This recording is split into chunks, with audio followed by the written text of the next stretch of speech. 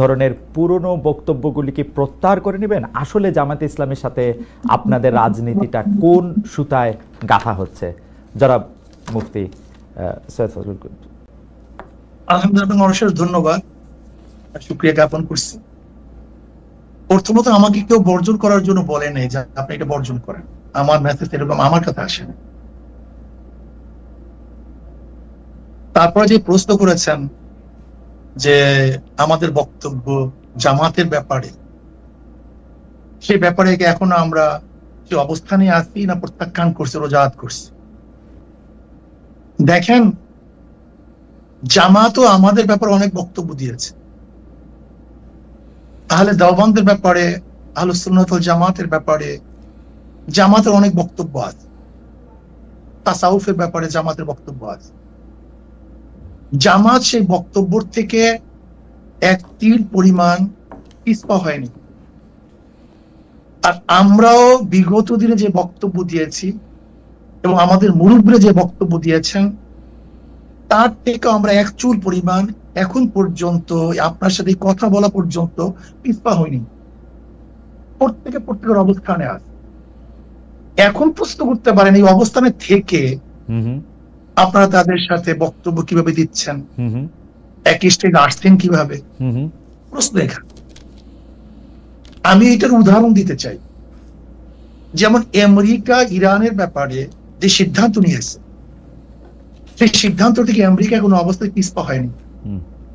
আবার ইরান আমেরিকার ব্যাপারে যে বড় শয়তান বলেছে, সেখান থেকেও কিন্তু ইরান কোনো অবস্থাতেই রোজাত করেনি, তার বক্তব্য প্রত্যাহার করেনি। কিন্তু তারপর কোন এক কারণে কিন্তু তাদের মধ্যে একটা সমঝোতা হয়েছে, যুদ্ধ বিরতি চুক্তি হয়েছে। ঠিক আমরাও মনে করি প্রত্যেকের অবস্থানে থেকে কোন এক বিষয়ের উপরে আমরা ঐক্যমত হতে পারি। ওকে, ধরে নেন আমরা 28 তারিখে যে সম্মেলন করেছি, সেখানে হিন্দু আসছে, বৌদ্ধ আসছে, খ্রিস্টান আসছে। তার মানে এই নয় যে খ্রিস্টান, বৌদ্ধ, হিন্দুরা তাদের আদর্শ বিসর্জন দিয়ে ইসলাম কবুল করে আমাদের মাঝে আসছে। ব্যাপারটা এরকম না। রাইট। বরং যেই বিষয়ের উপরে ঐক্যমত, সেই বিষয়ের উপরে তারা ঐক্যমত পোষণ করার জন্য এসেছে। ওকে, ঠিক আমরাও মনে করি জামাত আমাদের ব্যাপারে যে আকীদা বা বিশ্বাস রাখে, যে বক্তব্য তাদের আছে, আমরাও জামাতের ব্যাপারে যে বক্তব্য দিয়েছে এবং যে আকীদা বিশ্বাস রাখি, সে প্রত্যেকের অবস্থানে আছে। ওকে, বাকি আগামী বাংলাদেশকে গড়ার জন্য, এই জাতিকে বাঁচাবার জন্য, ইসলাম দেশ মানবতা রক্ষার জন্য আমরা শুধু জামাত না, আমাদের ঘোষণা ছিল ইসলাম দেশ মানবতা। এই মূল 3 ভিত্তিতে যদি বামপন্থীরাও কেউ জোট করে, অ্যালায়েন্স করে, নির্বাচনের সমঝোতা করে, আমরা তাদের সাথে করতে রাজি। ওকে, এটি পরিষ্কার। অর্থাৎ মানে আপনি খুব চমৎকার করে বলেছেন যে অর্থাৎ আমেরিকা এবং ইরান যেরকম মত ভিন্নতা থাকা সত্ত্বেও তাদের মধ্যেকার আলাপ আলোচনা এবং সমঝোতা চলছে, সেমনিভাবে ইসলামী আন্দোলন এবং জামাতে ইসলামী আলোচনায় বসছে বা তাদের পরবর্তী রাজনৈতিক কার্যক্রম এগিয়ে নিচ্ছে। কিন্তু আপনাদের ডিফারেন্সটা ঠিকই আছে, এর থেকে এক চুলো আপনারা সরে আসেন নাই। তারাও মনে নেই, আমরাও। ওকে, এখন নিশ্চয়ই দর্শকরা বিবেচনা করবেন। আমরা পরবর্তী প্রসঙ্গে যাই। আমরা যখন অন্য দলের রাজনীতিবিদদের, বিশেষ করে সর্বশেষ আমরা যাদের সাথেই কথা বলেছি, অর্থাৎ এনসিপি বা তাদের সমন্বয়কদের নেতাদের আইন নিয়ে যখন আমরা প্রশ্ন করি, তখন অনেকেই বলেন যে অন্য রাজনৈতিক নেতাদের বা রাজনৈতিক দলগুলিকে আমরা একই প্রশ্ন করি কিনা। তাই আমরা আপনাদেরও এই প্রশ্ন করতে চাই। সবশেষ এই শনিবার আপনারা রাজধানী ঢাকার সোহরাওয়ার্দী উদ্যানে যে বিশাল সমাবেশ করলেন, এ ধরনের আয়োজনের খরচ কিভাবে সংগৃহীত হয়? আপনি বা আপনারা কি নিজেদের ফুল টাইম রাজনীতিবিদ হিসাবে পরিচয় দেন, নাকি আপনারা পেশা হিসাবে কি উল্লেখ করেন? অর্থাৎ আপনাদের আয় রোজগারটা আসলে কিভাবে হয়? জনাব মুফতি। যেমন ধরেন আমরা একজন দিনদার, আমি একজন মুসলমান। জি। আমার মূল পরিচয় একজন মুসলমান। জি। মুসলমানের কাজ হলো দাওয়াত। কাদের মাঝে দাওয়াত দেব? ফিজাতিন নাস, গোটা মানবের কাছে দাওয়াত দেওয়া আমাদের দায়িত্ব। এক কথা, যেহেতু আমি মুসলমান, ইসলাম পালন করা আমার দায়িত্ব। ইসলামের মধ্যে যাহা কিছু আছে সবকিছু আমি পালন করব। নামাজ আছে, রোজা আছে, হজ আছে, জাকাত আছে, কলেমা আছে, ইসলামকে প্রতিষ্ঠিত করার ব্যবস্থা আছে, মানুষকে সেবা করা, অন্যার মোকাবেলা করা, ন্যায়কে প্রতিষ্ঠিত করা। অর্থাৎ ইসলামের মধ্যে যতগুলি কাজ আছে সমস্ত কাজগুলি আঞ্জাম দেয় একজন মুসলমানের কাজ। সেই হিসাবে আপনি আমাকে মুসলমান বলতে পারেন। মুসলমানদের মধ্যে ব্যবসা আছে, বাণিজ্য আছে। যেমন আমি একজন ব্যবসায়ী, আমার ফাইজান কোম্পানি আছে, আমার নিজে বিক্রি আছে, আমি ব্যবসায় কিছু সময় দিই, আমার সময়কে আমি পাঠ করি, ভাগ করে নিই। আমি আমার পরিবারের জন্য একটা সময় নির্ধারণ করি, আমি ব্যবসার জন্য কিছু সময় নির্ধারণ করি। অধিকাংশ সময় আমাদের দাওয়াতি কাজে ব্যস্ত হয়, দাওয়াতি কাজে থাকি আমরা সারা বছর। আমাদের সারা বছর প্রতিদিন আমাদের সময়সূচি বের হয় যে আজকে কোথায় থাকবো, কালকে কোথায় থাকবো, এমনকি কোন ঘন্টায় কোন সময় থেকে কোন সময় আমরা কোন জায়গায় থাকবো, এটা সবাই আমাদের জানে। মানে কাজেই আপনি আমাকে একজন মুসলমান মনে করতে পারেন, আর মুসলমানের যে দায়িত্বগুলি সেই দায়িত্বগুলি পালন করার একজন ব্যক্তি হিসেবে আমাকে চিহ্নিত করতে পারেন। রাজনৈতিক যে দল আপনি প্রতিষ্ঠা মানে আপনারা প্রতিষ্ঠা করেছেন, সেই দল থেকে, সেই দল কি কারো কাছ থেকে চাঁদা নেয়, বা সেই দলের নেওয়া চাঁদা থেকে কি আপনারা কোনো ভাগ পান, বা আপনি কোনো টাকা নেন সেখান থেকে, বা আপনারা কোনো টাকা নেন? এটা তো মারাত্মক প্রশ্ন। দেখেন, আমরা দেই, নেই না। আচ্ছা, যেমন এই বছর এই যে সম্মেলন হয়ে গেছে, আমার 1 লক্ষ টাকা দিতে হয়েছে, আমাদের আমিরও 1 লক্ষ টাকা দিতে হয়েছে। নিজের পয়সায় গেছি, নিজের পয়সা আসছে। কিন্তু সম্মেলনে তো অনেকে বলে থাকেন খরচ হয়েছে 50 লক্ষ টাকার মতো। না, 50 লক্ষ, কয়েক কোটি টাকা খরচ হয়েছে, 50 লক্ষ টাকা হবে। আচ্ছা, তো বাকি টাকা? কয়েক কোটি টাকা খরচ হয়েছে। বাকি টাকা সব নিজেরা, প্রত্যেকে আপনারাও যেমন 1 লাখ টাকা করে দিয়েছেন, তেমন যারা এসেছেন তারাও টাকা দিয়েছেন, তাই তো? প্রত্যেকে টাকা দিয়ে এসছে, আবার নিজেরটা খেয়েছে, নিজের পয়সা চলে গেছে। আচ্ছা, এই চাঁদা এবং ইয়ানত, জি, আচ্ছা আপনি বলেন তো, মসজিদে যখন আমরা নামাজে যাই, জি, আমাদের সামনে কি আসে? একটা বাক্স নিয়ে আসে, রাইট। এই ব্যাপারে আজ পর্যন্ত কাউকে সমালোচনা করে শুনছেন? করেছে কেউ কেউ সমালোচনা, মানে হয়তো মানে অন্যভাবে আর কি। জি, গির্জায় টাকা দেয় না, চ্যারিটিতে টাকা দেয় না, দেয়, জি। এই গোটা দুনিয়ার চ্যারিটি চলে কিভাবে?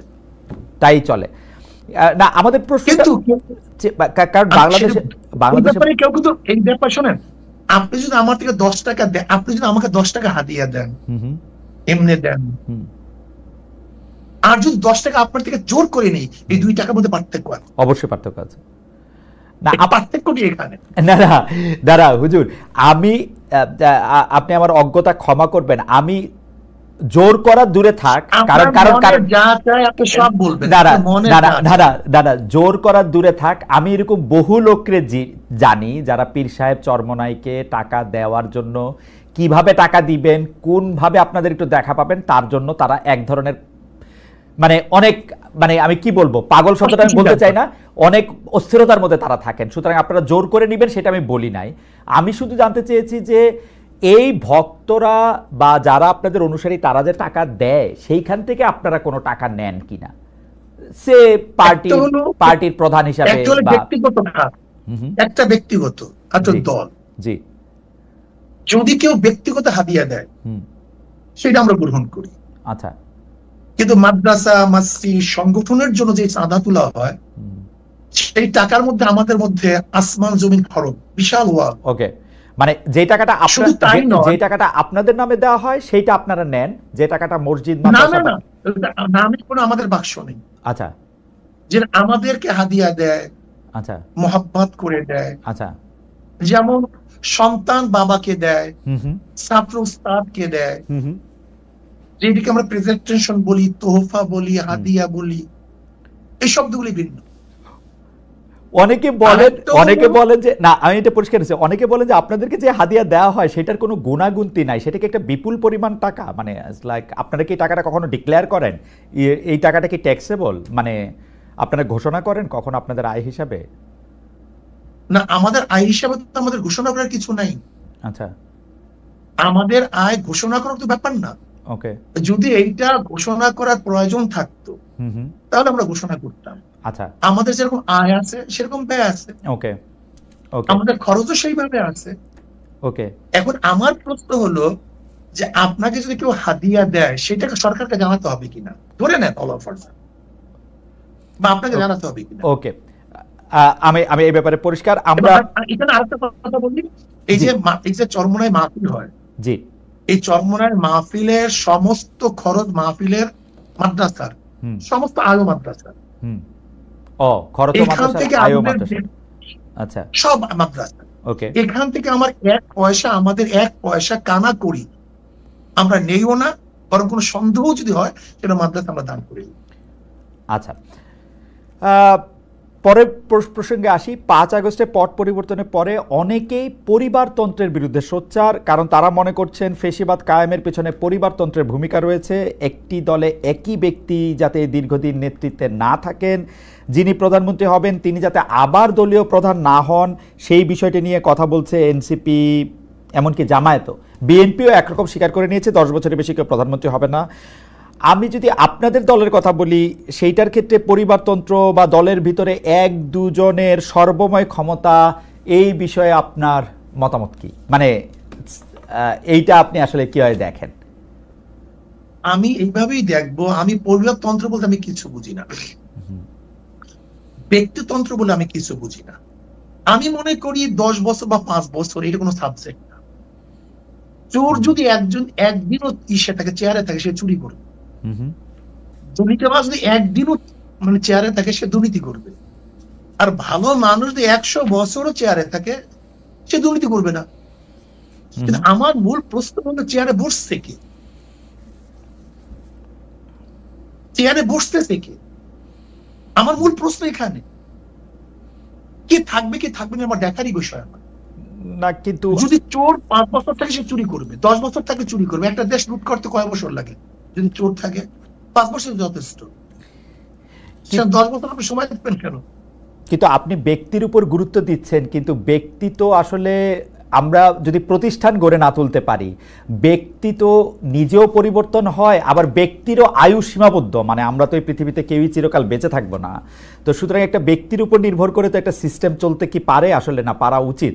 আবার আমরা এটাও শুনছি মানুষ যখন অনেক ব্যক্তির উপর কোনো সিস্টেম চলে না, আদর্শের চলবে। কিসের নীতির উপরে, নীতির কাঠামোর উপরে। আচ্ছা, নীতিমালার। ইসলাম আপনাকে বাইন্ডিংস দিছে, তুমি কতটুকু করতে পারবে কতটুকু করতে পারবে না। ইসলাম কি বলছে? মশওয়ারা ভিত্তিক কাজ করতে হবে, পরামর্শ ভিত্তিতে কাজ করতে হবে। কিন্তু যদি পরামর্শ ভিত্তিতে আমরা কাজ করি তাহলে কোনো সমস্যা থাকার কিছু না। কিন্তু ডিক্টেটরশিপ যদি আমরা করি, চাপিয়ে দেই, এইটাকে বলা হয় ব্যক্তিতন্ত্র। ইসলাম তন্ত্র হলো সবাইকে নিয়ে কাজ করা, সবাই মশওয়ারা ভিত্তিতে কাজ করা। কিন্তু শায়ক আপনি যখন ইসলামের কথা বলেন, তখন আমরা যারা সাধারণ মানুষ আছি তারা কোথায় একটু চমকায় যায়। কারণ হচ্ছে যে অনেকে আবার আপনার কথাকেও ইসলাম মানতে রাজি না। আমি উদাহরণ দিচ্ছি না, নাম নিচ্ছি না, সেই জন্য আপনি নিশ্চয়ই জানেন। আপনিও অনেকের ইসলামকে আসলে ঠিক সঠিক পথে পরিচালিত সেটা আপনি মানেন না। তো সেই ক্ষেত্রে কোন ইসলাম বা কোন পন্থা বা কোন আদর্শ গাইডলাইন হবে, সেটা কি আসলে আমরা বলতে পারবো? মানে কোরআন সুন্নাহ। আচ্ছা, কিন্তু কোরআন সুন্নাহ তো আমাদের মূল সমস্যা। আমি একটু কথা বলি, দেখেন ইসলামের মানদণ্ড শরিয়াত। এই যে শরিয়াতের কথা শুনলে আমরা ভয় পাই। শরিয়াত, আপনারা অনেকেই বলেন, আমি দেখছি টকশোর মধ্যে শরিয়া আইন বাস্তব। আপনারা একদিন প্রশ্ন করছেন কাকে যেন, আমি শুনছি দেখছি যে আপনি শরিয়া আইন বাস্তবায়ন করবেন কিনা। আসলে শরিয়া আইন বাস্তবায়ন করার মাধ্যমে তো মানুষের ফায়দা। শরিয়া শব্দের অর্থ, শরিয়া শব্দের অর্থ আইন, আইন প্রণয়ন করা, আইন বাস্তবায়ন করা। শরিয়া শব্দের অর্থ রাস্তা। ওকে, তার মানে হলো একজন মানুষকে সুপথে চলার জন্য, তাকে বাঁচাবার জন্য যে পদ্ধতি, পন্থা, প্রক্রিয়া গ্রহণ করা হয়, সেইটা তো শরিয়া। শরিয়ার ভিত্তি কি হবে? ভিত্তি হবে কোরআন, সুন্নাহ, ইজমা, কিয়াস। এই চারটি হলো মূল ভিত্তি। এই 4 ভিত্তির উপরে যদি আপনি চলতে পারেন তাহলে কোনো জায়গায় সংঘাত নাই, সমস্যা নাই। না কিন্তু হুজুর, কিন্তু শায়েখ প্রবলেমটা কোথায় আমি আপনাকে বলি। প্রবলেমটা হচ্ছে আপনি যে কথা বলতেছেন সেই কথার সূত্র ধরে, সেই কোরআন সুন্নাহ এবং সেই শরিয়ার কথা ধরে, ধরেন ইজমা কিয়াসের সূত্র ধরে আমাকে জামাতে ইসলামীর একজন আলেম, জামাতে ইসলামীর আকীদা বিশ্বাস করেন বা জামাতে ইসলামের রাজনীতি বিশ্বাস করেন এরকম আলেম বলছেন যে তিনি বা তারা যে ফতোয়াটা দিতেছেন, তারা যে পথটা দেখাচ্ছেন সেটাই পথ, এবং যেই পথ দেখে আমি বলতেছি যে যেই পথ দেখে আপনি বলতেছেন যদি জামায়াত ক্ষমতায় যায় প্রথম কওমি মাদ্রাসা বন্ধ করবে, এটা তাদের ফার্স্ট টার্গেট, এই জামাত যেখানে সেখানে লাগবে, যেখানে ইসলাম ধ্বংস হয়ে যাবে।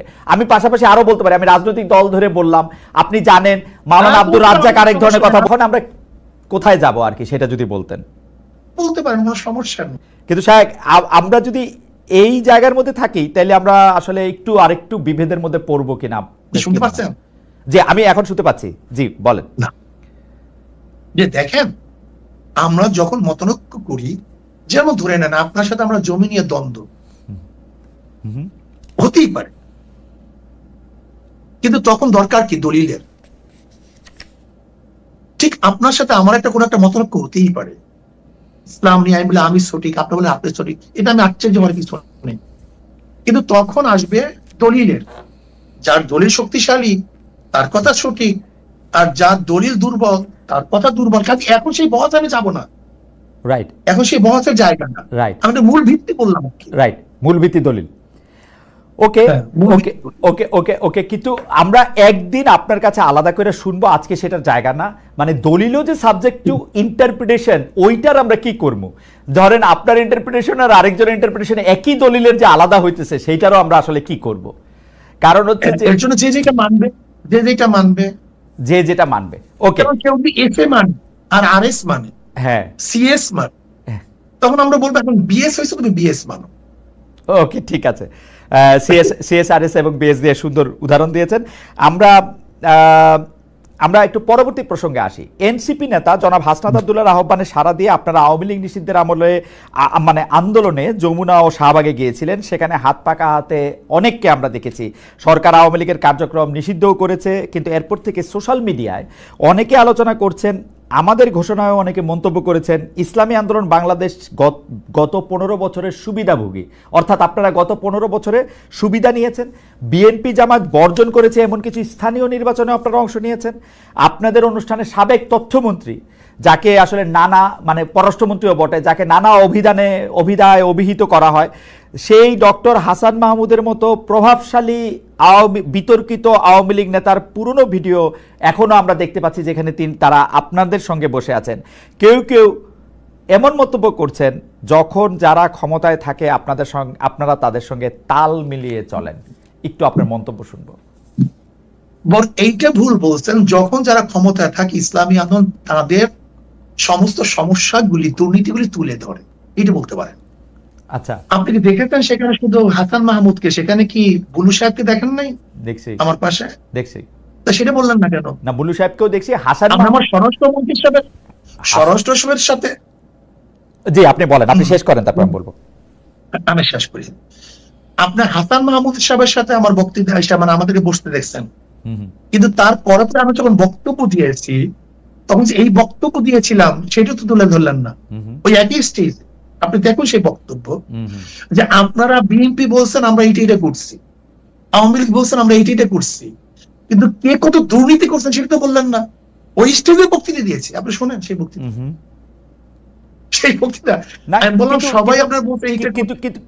কিন্তু শায়ক, ওই বক্তব্য অনেক বেশি সুগার কোটেড, নাম্বার 1। নাম্বার 2 হচ্ছে আপনি বঙ্গবন্ধুকে নিয়ে, শেখ হাসিনা যখন প্রধানমন্ত্রী ছিলেন সেই সময় যে বক্তৃতা করেছেন, এখন কি সেটা রিপিট করতে পারবেন বা রিপিট আপনি করতেছেন? শেখ হাসিনাকে নিয়ে আমি তারিফ বলে কোনো বক্তৃতা করি, শেখ হাসিনাকে নিয়ে কোনোদিন প্রশংসামূলক, বঙ্গবন্ধুকে নিয়ে, শেখ সাহেবকে নিয়ে কেন বক্তৃতা করেছি, এটাকে এখন করবেন কিনা আবার 100 বার। শোনেন কেন করব সেটা আমি বলি। আমি বললাম না আমি কোনো জিনিস রোজাত করি নাই, তো কোনো জিনিস রোজাত করিনি। ওকে, যখন শেখ সাহেবের মূর্তি টানানো হয়েছিল তখন আমি কি বক্তৃতা করেছিলাম, যে 72 বছর পরে যদি লেনিনের মূর্তি ক্যারিয়ান দিয়ে তুলে সাগরে ফেলে দেয়, তাহলে আজকে হোক কালকে হোক এই বুড়িগঙ্গা এই মূর্তিকে ফেলানো হবে। এই বক্তৃতা আমার, আমি শুনছি না, আমি জানি না, এবং সেইটা দেখছি। শেখ সাহেবের নিয়ে যে বক্তৃতা করেছিলাম, এটা কি বলতে চেয়েছি দেখেন, শেখ সাহেবের পরিবার কিন্তু এদেশে আসছে ইসলাম প্রচার করার জন্য। আমার মূল উদ্দেশ্যটা কি ছিল? শেখ সাহেব প্রথম কেন অ্যারেস্ট হয়েছিলেন? হিন্দুদের মাধ্যমে তিনি অ্যারেস্ট হয়েছিলেন মুসলমানদেরকে বাঁচাবার জন্য। আমি কি বলেছিলাম? শেখ সাহেব প্রথম কি রাজনীতি শুরু করেছেন? মুসলিম লীগ, পাকিস্তানের পক্ষে রাজনীতি শুরু করেছিলেন শেখ সাহেব। তিনি এইটা করছেন সেইটা করছেন বলছিলাম কেন? নাস্তিকরা শেখ সাহেবকে ধর্মনিরপেক্ষবাদ নাস্তিক পন্থী বানাবার চেষ্টা করছিল। আমি আওয়ামী লীগকে তখন স্মরণ করে দিতে চাই, মূল ভুলবেন না, এদের পরিবার ছিল ইসলামের দাওয়াতে, কিন্তু সেখান থেকে ভেঙে যদি তারা নাস্তিকতাবাদ ধর্মনিরপেক্ষবাদ চাপিয়ে দেয়, তার মানে নিজের সাথে সে আত্মঘাতী করছে।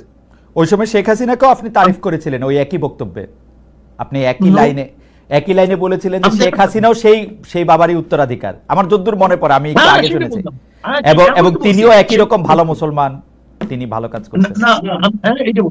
এটা বলিনি, আমি বলছি সেই পরিবারে, ওকে, আমি তার পরিবারকে ইঙ্গিত করে তাকে সজাগ করতে চেয়েছি যে আপনার বাবা দাদি দেখলে মুসলমান, তারা পীর ছিলেন, তারা দাওয়াত দিয়ে এসছেন, আপনি ইসলামের খেলাফ, ইসলামের বিরোধী কোনো কাজ করতে পারেন না। যেরকম কোন ছেলেকে কেউ যদি সতর্ক করায়, তখন তার বাপ দাদার কথা বলে, তোমার বাবা এরকম ছিল, দাদা এরকম ছিল, তুমি এই কাজ করতে পারো না। আমার এটি উদ্দেশ্য ছিল। কিন্তু সাহেব, আপনি correct me if I am রং, আপনি কি ওই সময় সাবেক প্রধানমন্ত্রী সরকারের, শেখ হাসিনার বা শেখ হাসিনা সরকারের এই 3টা খারাপ নির্বাচন, সীমাহীন দুর্নীতি, এগুলি নিয়ে আসলে কোনো এরকম একটা অবস্থান নিয়েছিলেন যেটা আপনার শক্তি দিয়ে আপনি আসলে নিতে পারতেন? আজকে আপনারা যে অবস্থা দেখছেন, এমন কোন বক্তব্য নাই যে বক্তব্যে শেখ হাসিনার এবং তার 14 গোষ্ঠী এই মন্ত্রী পরিষদের আওয়ামী লীগের দুর্নীতি তুলে ধরি নাই, এমন কোন বক্তব্য সময় ছিল। আমার একটা রিডিং হইলো আপনারা সেই সময় প্রধান শত্রু হিসাবে গণ্য করতেন হচ্ছেন জামায়াতে ইসলামীকে, তারপরে আওয়ামী লীগের মন্ত্রীদের কিছু দুর্নীতির কথা আপনি বলতেন, কিন্তু বাংলাদেশের যে মানুষের উন্নয়ন, বাংলাদেশের মানুষের সুবিধা, সেগুলির কথাও বলতেন। তার ফলে সরকার, মানে সেই সময়কার সরকার একরকম খুশিই হতো পীর সাহেব চরমনায়ের উপর বা শায়েকে চরমনায়ের উপর, যে তারা আসলে আমাদের পক্ষেই থাকছেন। মানে আমার রিডিং আর কি ওই সময়কার ব্যাপারে। না, সেই রিডিংটা কেন আপনার মধ্যে অনুভূতি কেন হয়েছিল? কারণ আপনারা জামায়াতের খুব সমালোচনা করছেন, তারপরে হচ্ছে সরকার প্রধানের সমালোচনা আপনারা সরাসরি করতেছেন না, 2-1 মন্ত্রী বা 2-1টা ঘটনার কথা বলে বলতেছেন। আমার মনে হয় আপনার কাছে এটা দৃষ্টিগোচর হয়নি। আমার মনে হয় আচ্ছা ঠিক আছে, আমি আবার চেক করব না, কিন্তু আমি আবার চেক করব একটা বক্তব্য। জি, আমি পল্টনে ওই স্যার আপনার সরোয়ার দিতে বলেছিলাম যে শেখ হাসিনা, আপনি শুনিনি সে বক্তব্য? জি, আমি শুধু একটা এরকম 50টা বক্তব্য দিতে পারবো। জি, যে শেখ হাসিনা আপনাকে ভারত বাঁচাতে পারবে না, আপনাকে বাঁচাতে পারবে না, আপনাকে পুলিশ মিলিটারি আপনাকে বাঁচাতে পারবে না, আপনাকে ভারতে অবশ্যই ভাবতে হবে। সে বক্তৃতা শুনিয়েন আপনি, অনেক আগের বক্তৃতা। আচ্ছা ঠিক আছে, আপনি যদি বলে থাকেন সেটা আপনার, মানে শেখ হাসিনার দুর্নীতি বা শেখ হাসিনা এইরকম খারাপ 3টা নির্বাচন দিয়েছে, এটা যদি আপনি বলে থাকেন সেটা ঠিক আছে। আমার দর্শকরাও নিশ্চয়ই শুনেছেন, শুনবেন, আমিও শুনেছি সরকারের প্রতি আপনার সমালোচনা ছিল, কিন্তু সেইটা ছিল হচ্ছে 2 বা 3 নাম্বারে সরকার প্রধানের প্রতি, সরকারের প্রধানের প্রতি আপনি মাননীয় সাহেব, সরকার প্রধানের প্রতি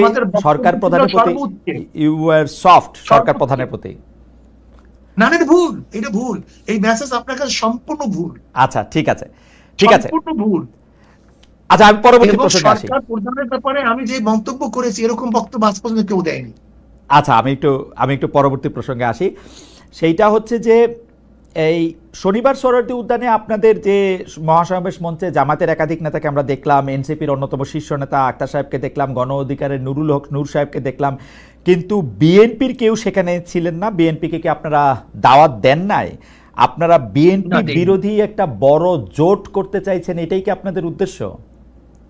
না, বিএনপি কে বরং দাও দেন। আমরা পিআর সিস্টেম নির্বাচন চাই। আচ্ছা, যেহেতু বিএনপি পিআর সিরিজ নির্বাচন চায় না, ওকে আমাদের মূল বক্তব্য ছিল তিনটা: সংস্কার, বিচার, পিআর সিস্টেম নির্বাচন। ওকে। কাজে যেহেতু এই পিআর সিস্টেমে নির্বাচনে যারা ঐক্য, আমরা তাদেরকে দাওয়াত দিয়েছি। হুম।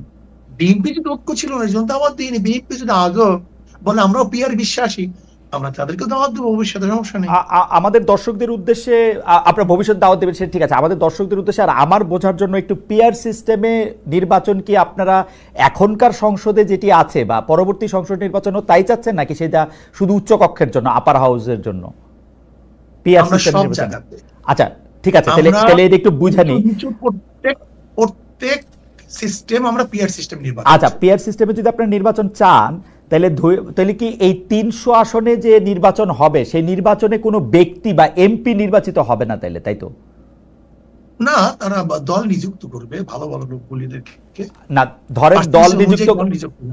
দল নিযুক্ত করলো, দল নিযুক্ত করে ধরা যাক ইসলামী আন্দোলন 50% ভোট পাইলো, সেই জন্য তারা 150 সিট পাবে। আর বাকি যারা 20%, 30% তারা সেরকম করে কেউ 100 সিট, কেউ 50 সিট, কেউ 30, 20, 10 এরকম করে পাবে। আপনি যে 150 সিটে জিতলেন বা 150 সিটে জিতবেন পিআর পদ্ধতিতে, সেইখানে তো আপনি বাছাই করবেন কোন কোন সংসদীয় আসনে আপনার লোক দিবেন, তাই তো? তাই। কিন্তু যদি ধরা যাক আমাদের বরিশাল 1 আসনে আপনিও সেখানে একজন লোককে নিয়োগ দিতে চাচ্ছেন যে 30% পাইছে, উনিও ওইখানেই উনার সিটটা চান, যিনি 10% পাইছে উনিও ওইখানে ওই সিটটা চান, এইটা রিজলভ করা হবে কিভাবে? কোনো সমস্যা নেই, আমরা কম্প্রোমাইজ করে নেব। না, যার যেখানে প্রয়োজন সেখানে নেব। প্রয়োজন তো মূল বাধাটা আমি এটা সরাই দিই, তাহলে ব্যাপারটা বুঝবেন। জি, আসলে পিআর সিস্টেমে নির্বাচনে কোন সিটে কোন প্রার্থী, এইটা বহুত বড় কথা না। পিআর সিস্টেম নির্বাচনের সংসদ যারা সদস্য হবেন তাদের মূল দায়িত্ব থাকবে সংসদে কাজ করা, আইন প্রণয়ন করা, আইনকে বাস্তবায়ন করা। তার মানে ধরেন কথার কথা, আর আমাদের যে স্থানীয় যে সরকারগুলি থাকবে সেটাকে এস্টাবলিশ করা। আমরা উন্নয়নের ব্যাপারটা নেব স্থানীয় সরকার থেকে। আর স্থানীয় সরকার কাজ করতেছে কিনা, কোন আইনের পদ্ধতিতে, প্রক্রিয়ায় দেশ ভালো চলবে, জবাবদিহিতামূলক হবে, এদের কাজই থাকবে মূল হলো আইন প্রণয়ন করা, আইন বাস্তবায়ন করা। না, আপনি আমাকে আরেকটু সাহায্য করেন। ধরা যাক পীর সাহেব চরমনায় আর আপনি মিলে ডিসাইড করলেন আমাকে কুমিল্লা 1 আসন থেকে আপনারা এমপি বানাবেন। ধরা যাক একইভাবে জামায়াতের নেতা ডক্টর শফিকুর রহমানও ঠিক করলেন আমাকে কুমিল্লা 2 আসন থেকে এমপি বানাবেন। আমি কিন্তু এলাকায় যাইও নাই, ভোটও করি নাই, কিচ্ছু করি নাই, আমার পক্ষে তো এমপি হয়ে যাওয়া সম্ভব, তাই না? আপনারা যদি 50% ভোট পান, আপনাদের যদি 150 জন সংসদ, এইটা কি ঠিক হবে? আমি কি একটা ভালো জনপ্রতিনিধি হইতে পারবো? নির্ধারণ না করি তাহলে কি হবে? এলাকায় নির্ধারণ করলাম, আপনার এত পার্সেন্টেজ ধরে নেন, একটা বক্তব্য জি ধরে নেন, জি আপনার এত পার্সেন্টেজ ভোট পেয়েছেন, আপনার সংসদে এত প্রার্থী আপনার আছে, হ্যাঁ, এখানে কোন এলাকা এটা তো নির্ধারণ করা জরুরি না। না, জরুরি, কারণ হচ্ছে যে প্রত্যেকটা মানুষের তখন ভোটিং রাইটটা হয় আমাকে দাউদকান্দি বা মুরাদনগর থেকে নির্বাচিত করবে কিনা, আমি ভালো প্রার্থী নাকি এনসিপির উপদেষ্টা মহোদয় আসিফ সাহেব ভালো প্রার্থী নাকি কায়কোবাদ সাহেব ভালো প্রার্থী, ওইটা ওই এলাকার মানুষের right to choose there MP. তাহলে আপনি মার্কা নিলেন কেন? মার্কা নিছি তো হচ্ছে আমার আদর্শটাকে কম কথায় বলার জন্য, যাতে ব্যালটে আমার আদর্শটা থাকে, মানুষ জানবে আমি ইসলামী আন্দোলনের লোক, ইসলামী আন্দোলনের আদর্শটা মানুষ জানবে থ্রু আপনার মাধ্যমে। আপনি তো আর সব জায়গায় যাইতে পারবেন না, আমি আপনার বায়াতটা দিয়ে মানুষকে বলবো যে আমি হাত পাখার লোক, হাত পাখা হচ্ছে এটার আদর্শ, এই জন্য আমি মার্কা নিছি। কথা বলি, একটু বলি। জি জি জি, ধরে নেন আপনার আসলে তো মূল মার্কা, যেই ব্যক্তি নির্বাচনে অংশগ্রহণ করছে সে যদি মার্কা নির্বাচন না করে তাহলে সেই ব্যক্তি কি কোনো নির্বাচিত হতে পারবে? ধরে না কেউ হতে পারবে, অধিকাংশ পারবে না, অনেকে পারে। মূল তো মানুষের ভোট দিতে আসেন আদর্শকে, রাইট, আদর্শকে। যদি আদর্শকে ভোট দেয় আদর্শ ক্ষমতায় যাবে। না, সে ক্ষমতা যাবে না, সংসদে। না সায়ক আমি একটু অল্প একটু বলি। আমি বছর 30 ধরে এই মাঠ পর্যায়ে সাংবাদিকতাটা দেখি, তো অনেক সময় কি হয় সায়ক জানেন, ধরেন আপনার আদর্শ দিয়া আপনি আমাকে হাত পাখা দিলেন, মানুষ আমাকে আগ্রহ করে নিল, কিন্তু আপনি আমাকে না দিয়ে আমার বন্ধুকে দিলেন, মানুষ হাত পাকার আদর্শে থাকলেও তাকে নিতে রাজি না, তাকে কিন্তু ফেল করায় দেয়। এখানে আদর্শ ইম্পর্টেন্ট, ব্যক্তিও ইম্পর্টেন্ট সায়ক। আপনি শুধু আদর্শ দিয়ে পাঠাইলে কাউকে আপনি নির্বাচিত করে আনতে পারবেন না, এখানে দুইটাই গুরুত্বপূর্ণ। অবশ্যই অবশ্যই, কিন্তু আমি মনে করি ধরে নেন আমরা 10 জনের নির্বাচন অংশগ্রহণ করলাম 10 পার্টির থেকে, একজনে ভোট পাইছে 10,100, আর 90,000 মানুষ তার বিরুদ্ধে। তার 90,000 মানুষ কি তার প্রতিনিধিকে মানে সিলেকশন করতে পারছে? না, গণতন্ত্রের মজাটাই তো এটা। গণতন্ত্রের মজাটাই তো হচ্ছে বেশিরভাগ মানুষ যাকে পছন্দ করে সেই হচ্ছে নির্বাচিত করবে, মানে শাসন ক্ষমতায় দায়িত্ব পাবে, সেটাই তো এখানে। 10,000 মানুষ, আপনার 90,000 মানুষ তো আপনার বিরুদ্ধে, তার মেজরিটি হলো কিভাবে? না না, মেজরিটি হওয়ার দরকার নাই তো, বেশিরভাগ, সবচেয়ে বেশি মানুষ যেটা করবে। 10,000 মানুষ আমরা গণতন্ত্রে সেইটা বাধ্য করতে চেষ্টা। গণতন্ত্রের অনেকগুলো পার্ট আছে মহিউদ্দিন, আপনি নিশ্চয়ই জানেন। গণতন্ত্রের পদ্ধতি কিন্তু একটা না, গোটা দুনিয়ার মধ্যে গণতন্ত্র ভিত্তিক নির্বাচন পদ্ধতি একটা না। না, আমি জানি একটা না, প্রচুর। আমি জানি আমাদের দেশে একসময় মৌলিক গণতন্ত্র ছিল, আমাদের প্রেসিডেন্ট নির্বাচন করে, এখন পদ্ধতি ভিন্ন। আমার কাছে কি মনে হয় সায়ক, আমার কাছে কি মনে হয় জানেন, আপনি আমাকে কারেক্ট করেন ইফ আই এম রং। আমার কাছে মনে হয় যে আপনারা তড়িঘড়ি করে এই পিআর সিস্টেমের কথা বলতেছেন, পিআর সিস্টেমটার ভালো মন্দ বিবেচনা না করে, সম্ভাব্যতা বিচার না করে আপনারা পিআর সিস্টেমটা করার সময় এইটাও ভুলে গেছেন যে একটা 300টা আসনে আপনার 300টা ব্যক্তি গুরুত্বপূর্ণ। আপনি মনে করতেছেন শুধু মার্কাটা পাস করে আসলেই হবে, এরপর আপনি টেবিলে বসে 10টা লোককে আপনার ইচ্ছা মতো নিয়োগ দিবেন। This is not fair. আমাকে একটা কথা বলতে দেন। জি বলেন বলেন। দেখেন, যদি আমি বর্তমান প্রচলিত নির্বাচনের কথা বলি, সেখানেও কিন্তু মেরিট ডিমেরিট আছে।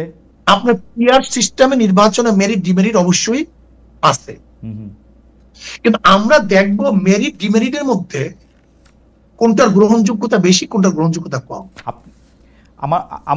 আমার একটা ছোট্ট আবেদন, আমি জানি যে হুজুর আপনি অনেক লজিক্যাল লোক, আপনার সাথে আমি মানে তর্ক করার মানে ধৃষ্টতা ক্ষমা করবেন, কিন্তু আপনি দেখেন যে এটার মধ্যে অনেকগুলি প্র্যাকটিক্যাল প্রবলেম আছে, সেজন্য আমি বলছি আমার কিচ্ছু আসে যায় না, আমি খুব ভালো করে জানি আপনি আমাকে এমপি নমিনেশন দিবেন না, সো আমার কোনো স্বার্থ নাই।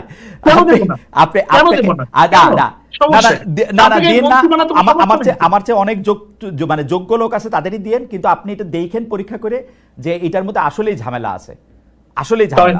আমি একটু কথা বলি, পিআর সিস্টেমে নির্বাচনের দাবিটা কিন্তু আমরা এই গত 28 তারিখ করি নাই। পিআর সিস্টেম নির্বাচনের দাবিটা কিন্তু আমরা 2008 থেকে শুরু করেছি। ওকে, আর দেখেন আপনি এবং আমি যেটা তর্ক করতেছি পিআর সিস্টেম নির্বাচনে করা স্বাভাবিক, প্রত্যেকের মত ভিন্ন থাকতেই পারে, এটা আমি কোনো আপসেট না, প্রত্যেকের মত ভিন্ন থাকতে পারে, বরং মত ভিন্ন থাকার মধ্যে তো মজা। কিন্তু আমি একটা কথা মনে করি, 170টা দেশের মধ্যে 91টা দেশে পিআর সিস্টেম নির্বাচন। দেখেন আমাদের দেশের প্রেক্ষাপট, এখানে নমিনেশন মানে এখানে চোর ডাকাত বদমাশরা সে নির্বাচিত হয়, এখানে আমরা নির্বাচনে ইনভেস্ট করি না। হুজুর আমি আপনার সাথে একদম একমত, কিন্তু আপনি একটু পরীক্ষা করে দেখবেন এই 170টা দেশের মধ্যে যে 91টা দেশে পিআর সিস্টেমে ইলেকশন হয়, সে তারা পিআর সিস্টেমে ইলেক্টেড বডিটা পার্লামেন্টারি প্রসেসের কিনা তা হয়তো না। প্রেসিডেন্টের ক্ষেত্রে যেমন আমি জার্মানির কথা বলি, জার্মানির পিআর সিস্টেম কিন্তু পিআর সিস্টেম হলো এটা অসম্ভব জটিল, আমি একদিন আপনার সাথে এটা নিয়ে আলোচনা করবো না, এটা পিআর সিস্টেম আসলে কিরকম। ফ্রান্সের পিআর সিস্টেমটা কিরকম সেইটা আলাদা একটা জটিল, এটা লাগাতার এরকম বললেই হবে না যে এটা পিআর সিস্টেম। হাওয়েভার আমাদের অনেকগুলি প্রসঙ্গ রয়েছে হুজুর, আপনি আমার শুধু আবেদন। খালিদ ভাই, আমি তো এর জন্যই বলেছি যে ডেমোক্রেসির পদ্ধতিটা কিন্তু গোটা দুনিয়ার মধ্যে এক, আমি সেইটাই বলেছি। অ্যাবসলিউটলি। আমার শুধু আবেদন আপনি নিজে, আমার আবেদন আপনার কাছে, কারণ আপনাকে তো সবসময় পাবো না, আপনি নিজে যে পিআর সিস্টেমটার কথা আপনি বলছেন সেটা একটু পরীক্ষা করে দেখেন। আমার আর কোনো আবেদন নাই, এটা জাস্ট আমার একটা আবেদন।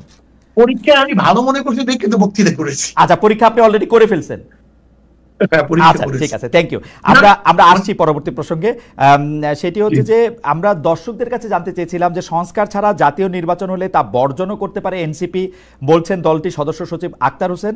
দর্শক এই অবস্থানকে আপনারা, প্রিয় দর্শক, এই অবস্থানকে আপনারা সমর্থন করেন কিনা? শতকরা ৭৭% দর্শক এই অবস্থানকে সমর্থন করছেন, শতকরা 23% দর্শক এই অবস্থানকে সমর্থন করছেন না, ৫৪,০০০ দর্শক এখানে ভোট দিয়েছেন। আমরা শায়েখে চরমনায় আছেন আমাদের সঙ্গে সৈয়দ মোহাম্মদ ফজলুল করিম। সৈয়দ মোহাম্মদ ফজলুল করিমকে প্রশ্নটা আবার একটু না, আমি প্রশ্ন করি না, আমি শুধু জরিপটা পড়ে শুনিয়েছি। জরিপের মধ্যে নির্বাচন বর্জন সংস্কার হলে ৭৭% মনে করছেন যে হ্যাঁ আক্তার সাহেবের কথা ঠিক, 23% মনে করছেন ঠিক না, ৫৪,০০০ ভোট দিয়েছেন। আমি প্রশ্নটা করি, প্রশ্নটা হচ্ছে শায়েখে চরমনায়, আমাদের প্রশ্ন হচ্ছে গত জানুয়ারি মাসে জামায়াতের আমির যখন আপনাদের আমিরের সঙ্গে দেখা করেছেন, আপনিও সেখানে উপস্থিত ছিলেন, এর কয়েকদিনের মধ্যে বিএনপির মহাসচিব মির্জা ফখরুল ইসলাম আলমগীরও আপনাদের সঙ্গে দেখা করেছেন। তখন আপনাদের সঙ্গে বিএনপি মোটের উপর 10টি বিষয়ে একমত হয়েছিল এমন প্রতিবেদন আমরা পত্রপত্রিকায় দেখেছি, কিছুটা আপনাদের মুখে বা বিএনপির মুখেও শুনেছি। এর মধ্যে ছিল ফেসিবাদ বিরোধী শক্তিগুলি একে অপরের বিরুদ্ধে আঘাত করে কথা বলবে না। কিন্তু আপনার সাম্প্রতিক অনেক বক্তব্যে বিএনপির কঠোর সমালোচনা, মানে নিন্দা মন্দ আমরা দেখতে পাচ্ছি। বিএনপির বিরুদ্ধে চাঁদাবাজির অভিযোগ আনছেন। আমি কিন্তু বিএনপির বিরুদ্ধে চাঁদাবাজির অভিযোগে সাফাই গাইছি না, আমি বলছি আপনি অভিযোগ আনছেন, মানে বিএনপি চাঁদাবাজি করতেও পারে। বিএনপির দলীয় কোন্দল নিয়েও আপনি খোঁচা দিচ্ছেন। আপনি বলছেন বিএনপির হাতে দেশ নিরাপদ নয়, জিয়াউর রহমানের আদর্শ দেশের মানুষ দেখতে চায় না, আপনি এটাও বলেছেন। বিএনপির প্রতি আপনারা হঠাৎ ক্ষিপ্ত হলেন কেন শায়েখে চরমনায়? না দেখেন, বিএনপির উপরে আমি ক্ষিপ্ত হইনি, জনগণ ক্ষিপ্ত হয়েছে। আমি যেহেতু জনগণের মুখপাত্র হিসেবে সেটা ব্যক্ত করি। দেখেন, আচ্ছা, আসলে মূল প্রবলেমটা কোথায়?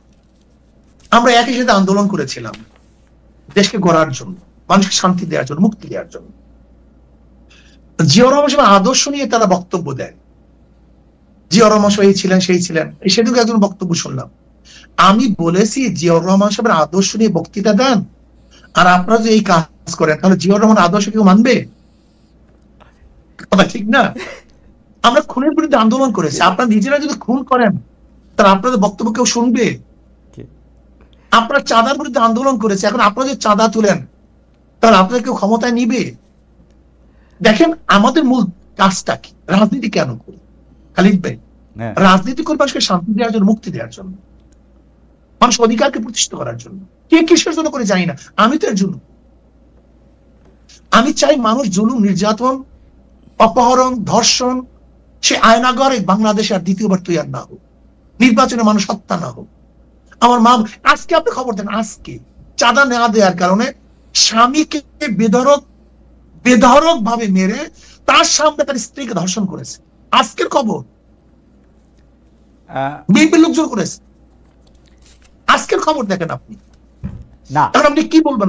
এটা তো বিএনপির লোকজন বলতে এটা তো আর বিএনপির দলীয় অবস্থান নিশ্চয়ই না। আজকে যদি আপনার চরমনায়ের এত ভক্ত, এর মধ্যে কেউ একজন যদি কোনো একটা দুষ্কর্মে নিয়োজিত হন, সেটার জন্য তার মুফতি সৈয়দ ফজলুল করিমকে আসলে দোষ দেওয়া যাবে না। মানে আমি সাধারণভাবে চরমনায় ভক্তরা করছে, এটা তো ফেরানো যাবে না।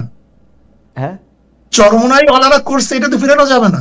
না, চরমনায় ওরা করছে সেটা বলা যাবে, কিন্তু এটার জন্য নাম্বার দুই খালিদ ভাই, এখানে আমি একটা কনসেপ্ট আমি ক্লিয়ার না করলে হবে না। কনসেপ্ট একেবারে ক্লিয়ার করতে হবে। আমাকে একজন বলেছেন যে হুজুর তারা তো এরকম করতেছে, এটা করতেছে, তারা প্রতিবাদ করতেছে, শাস্তি দিতে আছে। আমি বললাম, দেখো কয়লার কোন অংশ তুমি পরিষ্কার করলে সে পরিষ্কার হবে? তাদের সিস্টেমটাই তো চাঁদাবাজি। তাদের সিস্টেম, এই যেমন ধরে না কুষ্টিয়াতে তাদের কে নেতা নির্বাচিত হবে সেটার জন্য তারা ভোটাভুটি করছে, সেই ভোট স্বচ্ছ হয়েছে? দেখেন অভিযোগ। আমার প্রশ্ন হল, এই রাজনীতি করি দেশকে মুক্তি করার জন্য, কিন্তু আমার এই কথাগুলো এখন বর্তমান মানুষ বুঝবে না। আপনি হয়তো বুঝবেন কি আমি জানি না, আমরা অভ্যস্ত না, আমার এই নীতিবাক্য কেউ শুনবে না। শায়ক, আপনার কথা কিন্তু শত শত লোকে শোনে, কোটি কোটি লোকে শোনে, এবং শুনে যে আমি মাঝে মাঝে চমৎকৃত হই যে আপনি এইভাবে কথা কিভাবে বলেন। তারপরেও মানে আমার একটু কৌতূহল, আমি আপনাকে দুইটা আপনার উদ্ধৃতি শোনাই। আপনি মনে যা আছে আপনি বলতে পারেন। না, আপনার উদ্ধৃতি শোনাই, আপনার উদ্ধৃতিগুলি মজার বেশি।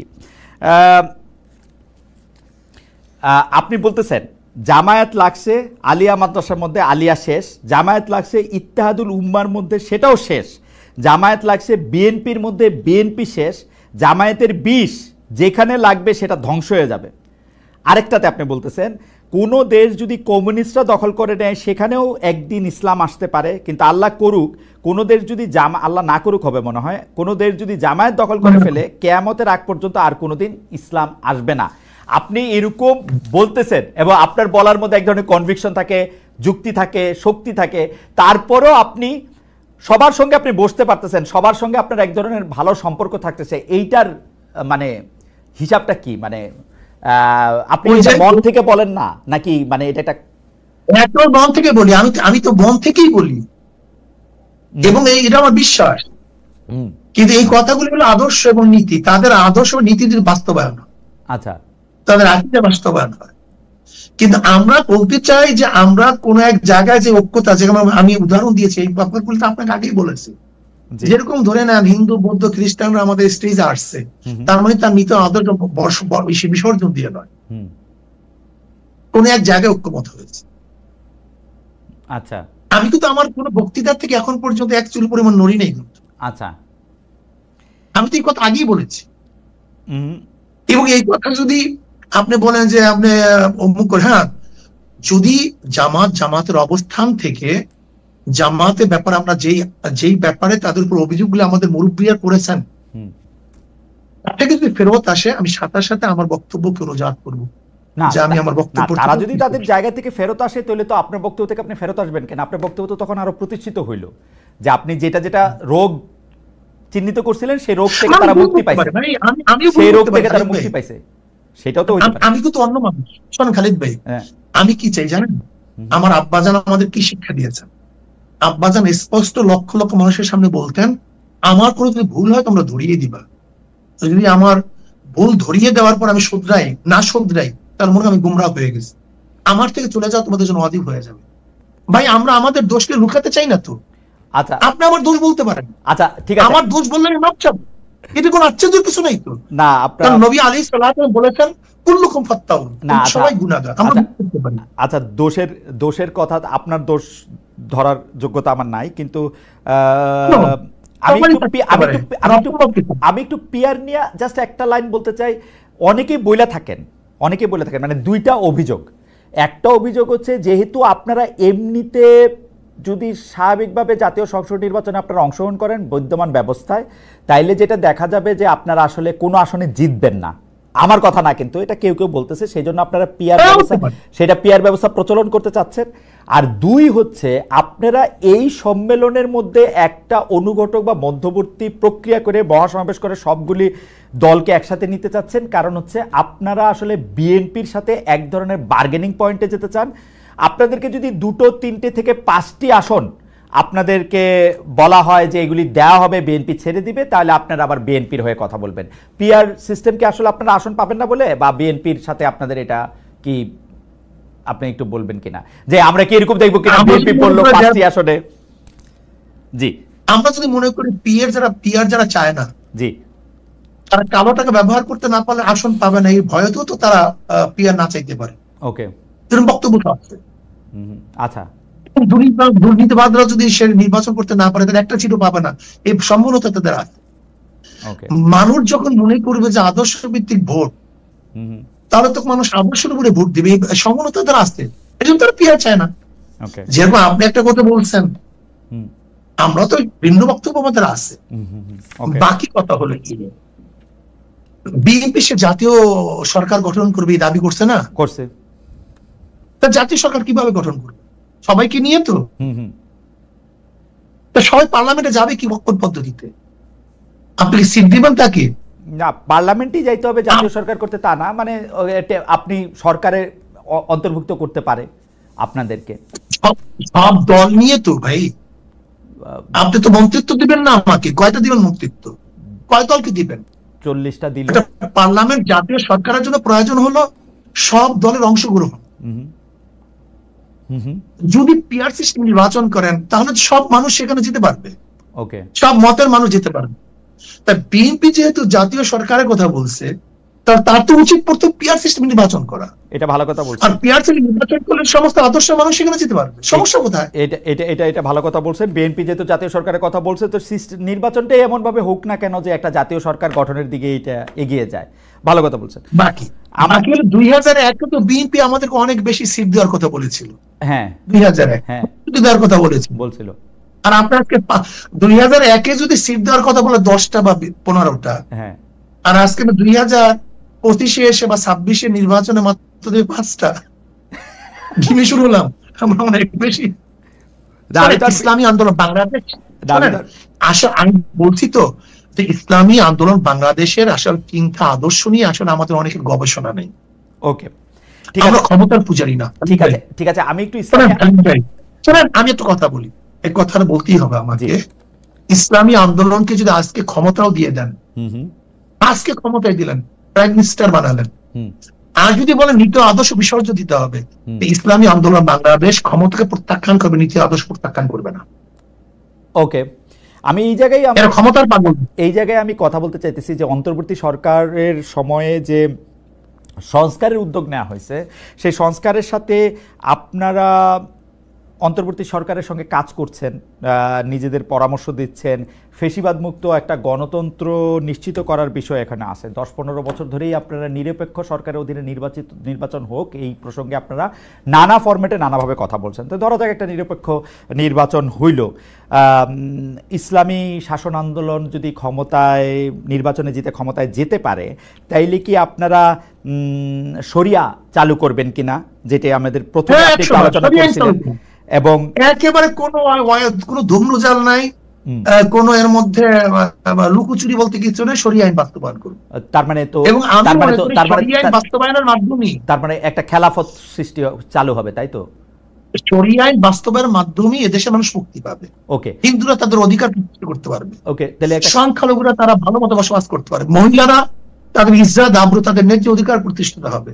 প্রত্যেক গরিবের অধিকার ফিরিয়ে দেওয়া হবে। প্রত্যেক সংখ্যালঘু নিরীহ গোষ্ঠী সবার অধিকারকে বাস্তবায়ন করার শরিয়া আইনের প্রয়োজন। ওকে, তাহলে খেলাফত চালু হবে, তাই তো?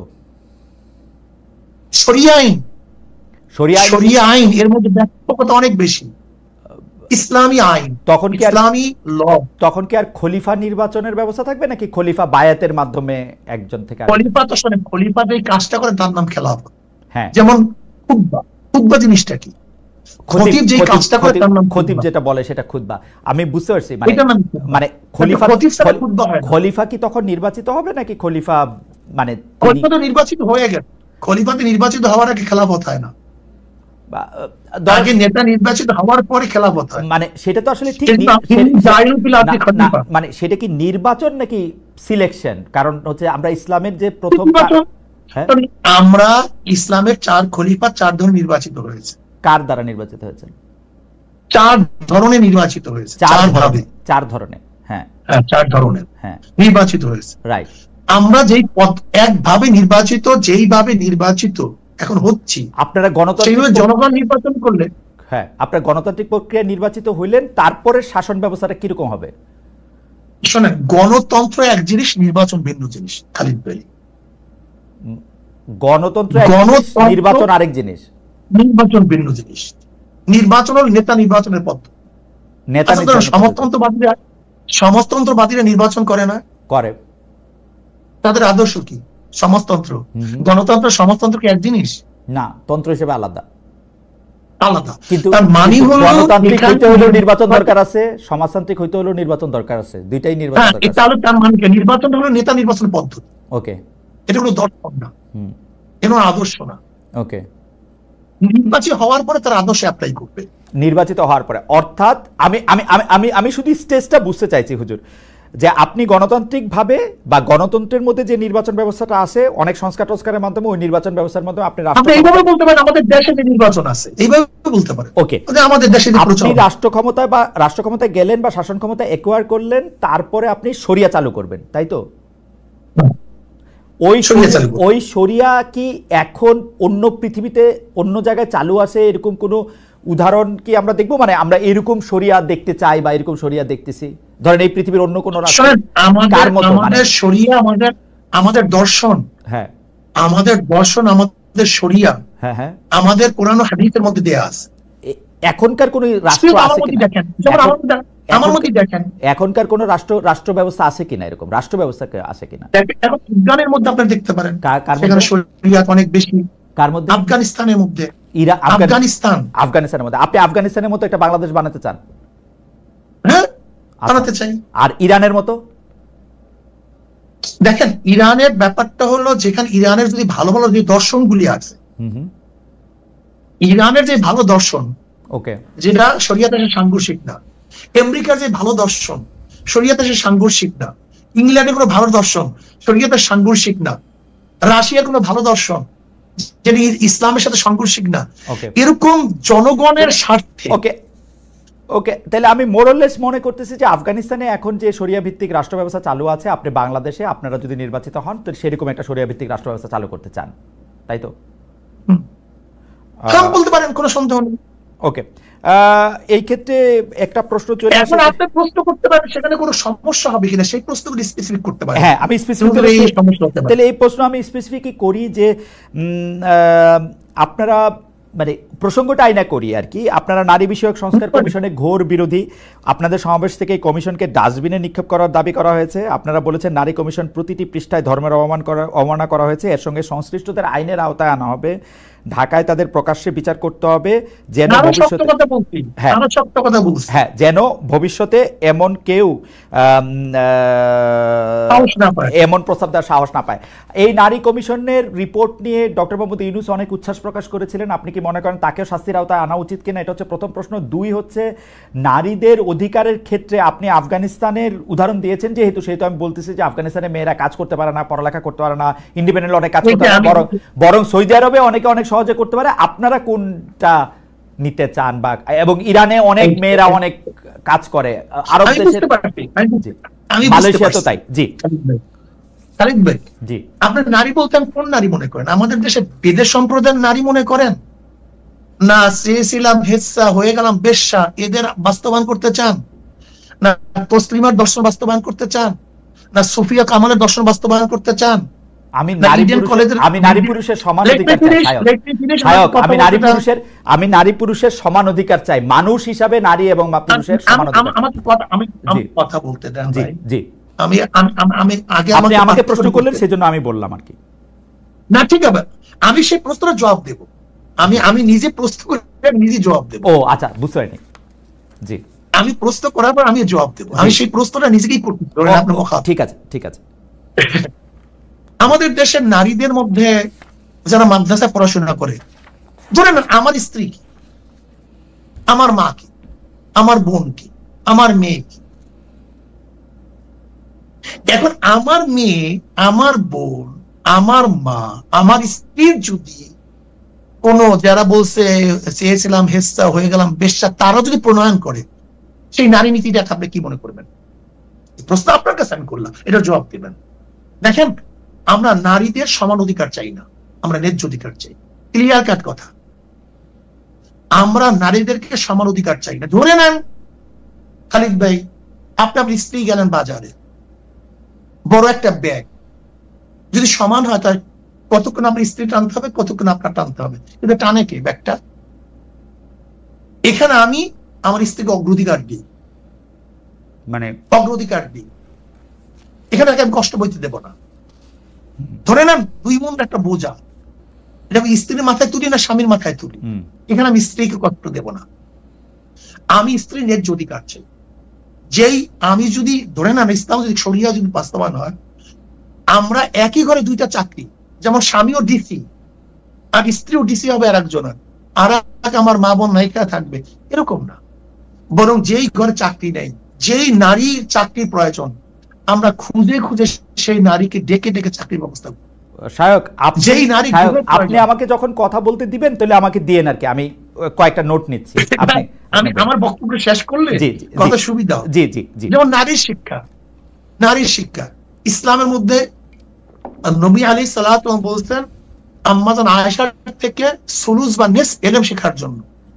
আমাদের এমন কোন মুহাদ্দিস নেই যারা নারীদের উস্তাদ মানে না। আমাদের মুহাদ্দিসদের মধ্যে নারীদের উস্তাদ ব্যতীত কোন মুহাদ্দিস হাদিস পড়াতে পারে না। নারীর মধ্যে শিক্ষা নাই মানে? আম্মাজান কুবরা রাদিয়াল্লাহু তাআলার ব্যবসার থেকে আমার নবী আলাইহিস সালাতু ওয়াস সালাম ব্যবসা শিখছেন এবং তিনি প্রতিষ্ঠিত হয়েছেন। আমরা ইসলামিক যদি হুকুমত করতে পারি তা নারীরা বড় বড় ধনী হবে, আমরা তাকে ব্যবসা বানায় দেব। উম্মে সালমা রাদিয়াল্লাহু তাআলা আনহা যখন হুদায়বিয়া সন্ধির সময় কেউ, আমি সংক্ষেপে বলতেছি, কেউ নবী আলাইহিস সালাতু ওয়াস সালাম কথা অনুযায়ী হালাল হচ্ছিলেন না, তো উম্মে সালমা রাদিয়াল্লাহু পরামর্শ ক্রমে হালাল হয়েছিলেন।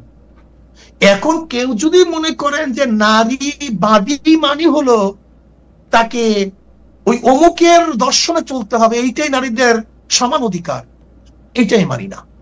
আমি মনে করি যেখানে নারীদের যতটুকু ন্যায্য অধিকার প্রতিষ্ঠা করা দরকার, আমরা সেখানে নারীদেরকে সেই ন্যায্য অধিকার প্রতিষ্ঠা করব। দেখেন, ইসলামের মধ্যে মিশরের এক ডক্টর একটা কিতাব লিখছেন, সেটা 30,000 মুহাদ্দিসদের নাম দিয়ে আসেন, 30,000 মুহাদ্দিসা।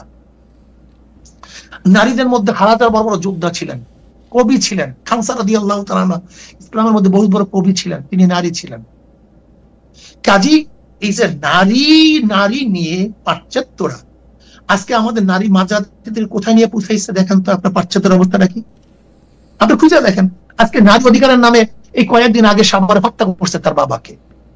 এখন যদি কেউ টেনেন্ডারের সেই নারীদের অধিকার বাস্তবায়ন করতে চান, কেউ যদি সমকামী নারীদের অধিকার বাস্তবায়ন করতে চান, কেউ যদি এই অমুক মানে পাশ্চাত্য নারীদের অধিকার বাস্তবায়ন করতে চান, এখন জাপানে মেয়েরা বাচ্চা নিতে চায় না, রাশিয়ায় বাচ্চা নিতে এখন চায় না নারীরা, কোন নারীরা এখন মানে ঘরের কথা শুনতে চায় না। আমরা এই অধিকার বাস্তবায়ন করতে চাই না, বরং আমার মা বোনদেরকে ন্যায্য অধিকার দেব, তাদের অধিকার প্রতিষ্ঠিত করব, তার ইজ্জত সম্মান রক্ষা করব, তাদের যেখানে যেখানে প্রয়োজন সেখানে আমরা তাদের কাজে লাগাবো।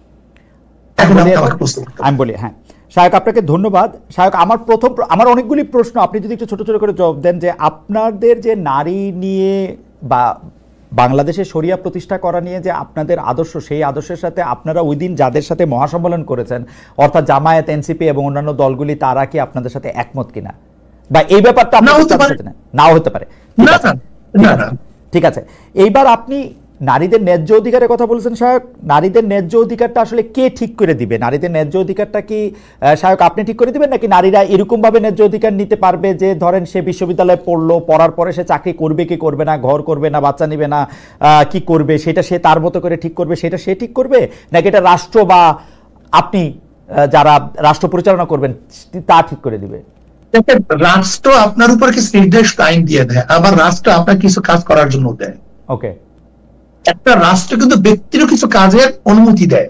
ওকে, শরীয়ত এইভাবে আছে। তার মানে সংবিধানে কি মেয়েদের জন্য আলাদা আইন হবে যে নারীরা এটা করতে পারবে, পুরুষরা এটা করতে পারবে? না, এরকম পুরুষদের জন্য আইন থাকবে যে পুরুষ এটা করতে পারবে না, মানলাম, মানে নারী পুরুষের জন্য আলাদা আইন হবে কিনা সংবিধানে? এটা থাকবেই, প্রত্যেকের জন্য আছে। বাংলাদেশে এখন সংবিধানে নাই নারী পুরুষের জন্য আলাদা নাই। তাহলে আপনার এখন বাংলাদেশের আপনারা যে সমস্ত নির্দিষ্ট আসনগুলি রেখেছেন, না না, আপনার সংযুক্ত আসন রেখেছেন, এটা আইন না। আমি বলতেছি বাংলাদেশে কোন পেশায় যদি আপনি আমাকে একটু বলেন যে এই সিটে এই জায়গায় সংরক্ষিত আসন অন্যকে নির্বাচন করতে পারবে না, এটা আইন না? এটা তো আপনি বলুন, এটা আইন না? হ্যাঁ আইন, কিন্তু সেটা তো পজিটিভ ডিসক্রিমিনেশন। আইন মানে কি? আপনি হুজুর, আপনার সাথে আমি তর্ক করে পারবো না, কারণ হচ্ছে যে আমি তর্কের মুডে নাই, আপনি আমাকে বলেন বাংলাদেশের সংবিধান নারী পুরুষের, এখনকার সংবিধান নারী পুরুষের সমান অধিকার দেয় কিনা? নারীদের উপর জুলুম করে, নারীদের প্রতি সমান অধিকার নাই। আমার নারীরা দর্শিত হয়, আমার নারীরা ডিভোর্স হয়। পৃথিবীর যেসব দেশ অ্যাবসলিউট শরিয়া আইনে যেসব দেশ চলে, সেই সব দেশেও নারীরা ধর্ষিত হয়।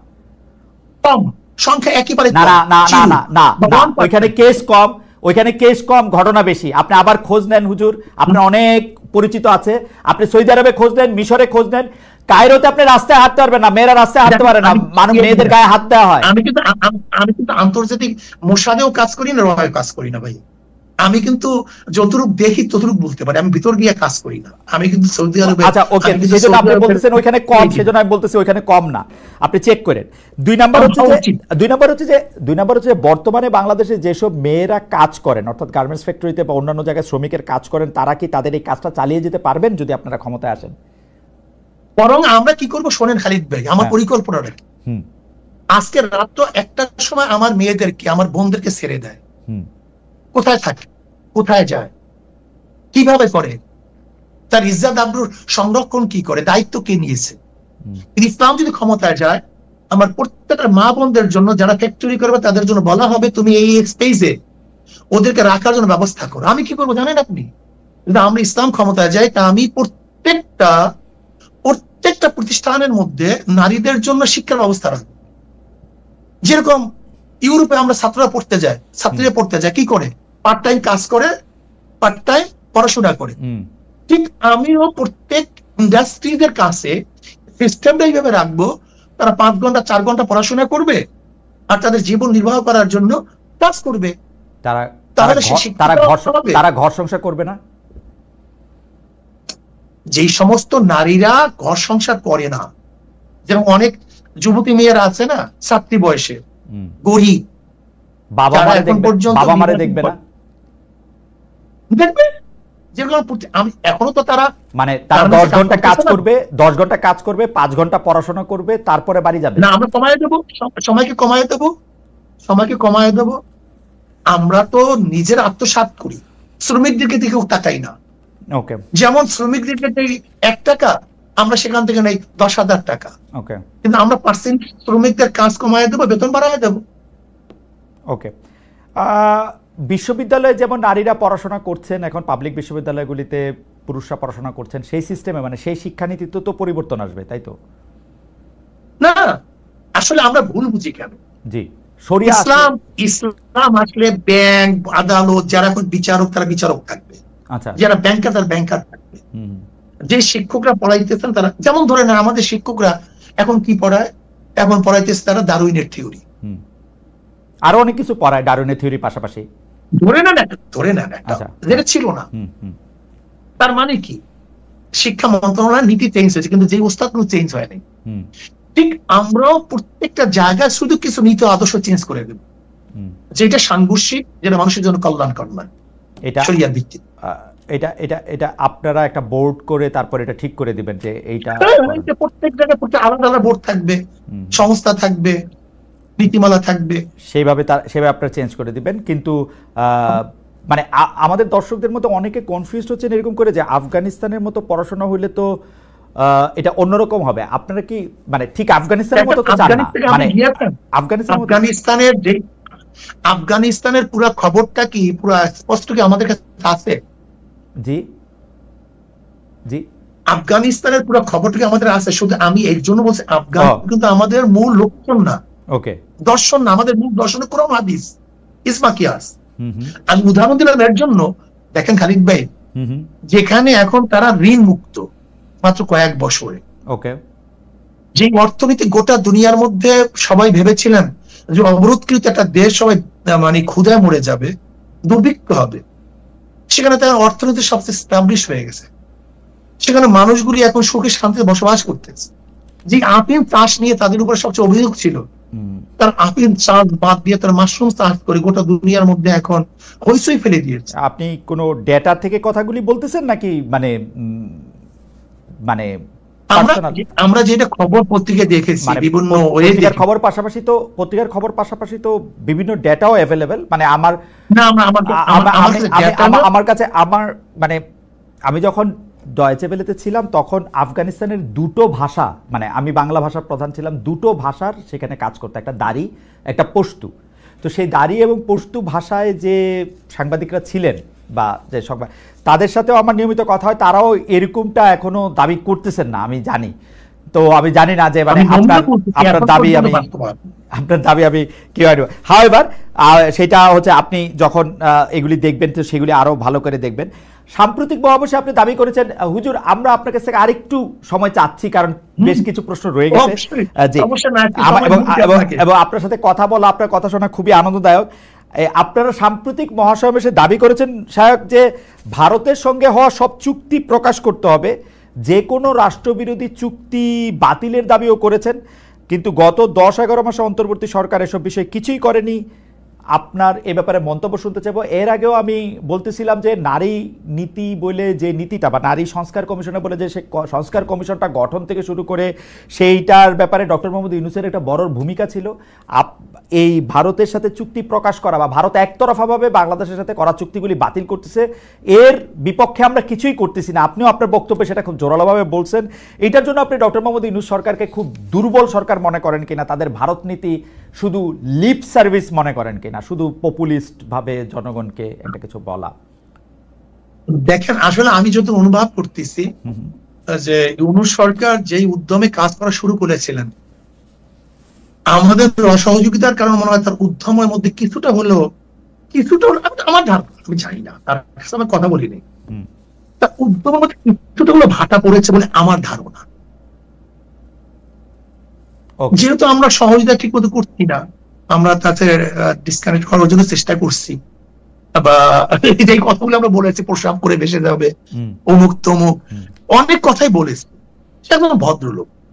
দেখেন, ইউনূস সরকারের সরকার স্থায়িত্ব হোক বা তার নীতি আদর্শ আমি গ্রহণ ব্যাপারটা কিন্তু এরকম না। আমরা যেই তিনটে জিনিসের উপরে সংস্কার, নির্বাচন এবং বিচারের ব্যাপারে ইউনূস সরকারের কাছে আমরা দাবি জানিয়ে আসছি, সেহেতু সেই ব্যাপারগুলির জন্য যদি আমরা বারবার বাধা সৃষ্টি করি, তাহলে তার মন এবং তার সরকারের অবস্থাটা কতটুকু কি হতে পারে সেটা আপনিও ভালো বোঝেন, আমিও ভালো বুঝি। তবে আমি ইউনূস সরকারকে বলবো, সাহস নিয়ে এই দেশকে রক্ষা করার জন্য দেশ বিরোধী সমস্ত চুক্তিগুলি বাতিল করা উচিত। এর জন্য আমরা মহাসম্মেলনে প্রেসার দিয়েছি এবং কি কি চুক্তি হয়েছে বিগত সরকারের আমলে সেগুলি জনগণকে জানানো, এটা আমাদের দাবি। ওকে, শায়ক, অন্তর্বর্তী সরকারের সময় একের পর এক মাজার ভাঙা হয়েছে, যে সংখ্যা এখন শতাধিক হয়েছে। মাহফিল, জলসা, ওরসের আয়োজনও বন্ধ করা হয়েছে অনেক এলাকায়। এসব ঘটনায় কেউ বলছেন তৌহিদি জনতা জড়িত, কেউ বলছেন মব জড়িত।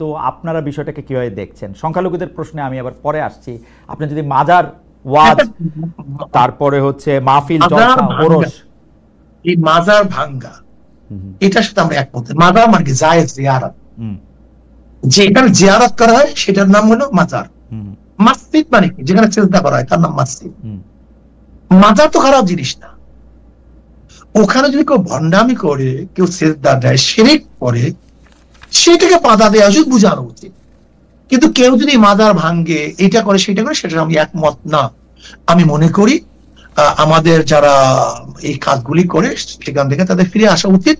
বরং ইসলামের নামে যে সমস্ত ভাইয়েরা, আমার ইসলামের দাবিদার আমার মুসলিম ভাই বোনেরা যদি শরিয়াত বিরোধী কোনো কাজ করে, আমি তাদের অনুরোধ করব এটা থেকে তাদের ফিরে আসা উচিত। ইসলামের মধ্যে যেগুলি নেই সেগুলো করা উচিত না। কিছু ঘটনায় দেখা যাচ্ছে, অনেক ক্ষেত্রে ঘটনাগুলি পাশের দেশ মানে ভারতেরও হতে পারে, কারণ ভারত একটি সাংঘাতিকভাবে, বিশেষ করে মোদী সরকার সাংঘাতিকভাবে মুসলমানদের উপর অত্যাচারী একটি সরকার, তার আদর্শ হিসাবেও সেটা বিলায়।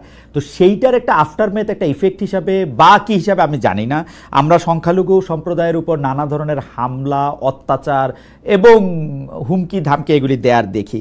এইসব ঘটনা আপনারা কীভাবে দেখেন? অনেকের কাছে এই ব্যাপারটি সামনে চলে আসে যে সংখ্যালঘুরা আসলে খুব বেশি নিরাপদ না। কেউ কেউ উদাহরণ হিসাবে এই যে ইসকনের বহিষ্কৃত নেতা এবং সনাতনী জাগরণ জোটের মুখপাত্র চিন্ময় কৃষ্ণ ব্রহ্মচারীর গ্রেপ্তার, জামিন একবার হওয়া না হওয়া, এগুলি নিয়েও প্রশ্ন তোলেন। এইসব ব্যাপারগুলি নিয়ে আসলে আপনাদের মতামত কি? দেখেন, আমাদের দেশের হিন্দু সম্প্রদায় বা সংখ্যালঘুরা, শুধু হিন্দু সম্প্রদায় না, বৌদ্ধ হোক বা চাকমা হোক, যারাই হোক না কেন, আমাদের দেশের সংখ্যালঘুরা যে নিরাপদে আছে, গোটা দুনিয়ার মধ্যে, ভারতের মধ্যে সংখ্যালঘুরা এত নিরাপদে আছে বলে, হিন্দুরা এত নিরাপদে আছে বলে আমার জানা নেই। বরং সেখানে দলিত বিভিন্ন গোত্র নিয়ে যে অবস্থা চলতেছে, দেখেন হিন্দুদের মধ্যে তো জাত বেদের কোনো অভাব নেই, এদিকে আমি ব্যাখ্যা যাব না। এমনকি এক হিন্দুর ঘরে আর একজন ঢুকলে উষ্টা লাগে, এক হিন্দু আর এক হিন্দুর ঘরে ঢুক, এক হিন্দু সম্প্রদায় আর এক হিন্দু সম্প্রদায়ের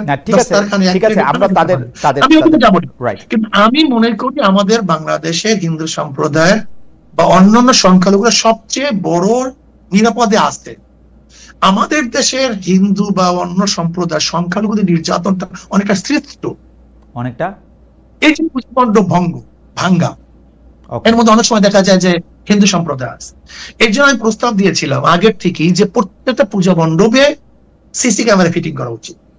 যেখানে সিসি ক্যামেরা থাকবে না সেই পূজা মণ্ডপের অনুমতি দেওয়া হবে না, কিন্তু সেটা বাস্তবায়ন এখন পর্যন্ত হয়নি। এটা হয়নি। দেখেন 5ই আগস্টের পরে সবচেয়ে বেশি মন্দির পাহারা দিয়েছিলাম আমরা জানি যে ভারত এদেরকে ব্যবহার করবে। Okay.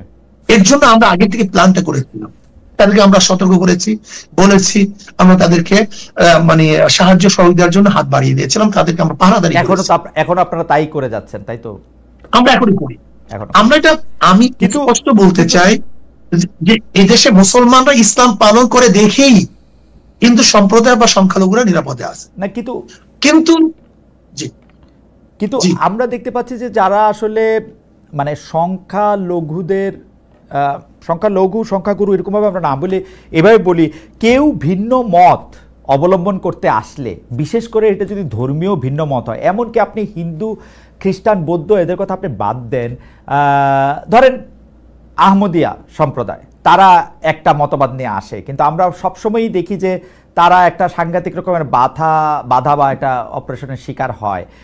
এইটাকে কিভাবে দেখেন? মানে তারা আমি তাদেরকে বিশ্বাস না করতে পারি তাদের সাথে, কিন্তু তাদেরকে কি প্রতিহত করতে হবে আমাদের? মানে ব্যাপারটা কি এরকম? আপনারা কয় ভাই? আপনারা কয় ভাই? 3 ভাই। 3 ভাই। আচ্ছা, 3 ভাই যদি এখন ই করি সমালোচনা, বাবা আমার বাপ কি বাপ না, তখন আপনি কি করবেন? আপনার বাপ 3 ভাই যদি বাবা নিয়ে প্রশ্ন তুলেন যে আমার বাপ কি বাপ না, তখন কি করবেন? সেটা একটু প্রশ্ন আমার এগুলিতে, মানে আমি দেখেন, হ্যাঁ, মূল প্রশ্নটা হলো এখানে আমরা 7 ভাই 1 বোন, এখানে বাবা মা নিয়ে কোনো প্রশ্ন তুলে না। এইটা বিশ্বাস করব কি করব না, এই আদর্শ মানবো কি মানবো না, এটা বোকা। এটাকে এটা ব্যক্তি অভিব্যক্তি, ব্যক্তি স্বাধীনতা বলে না।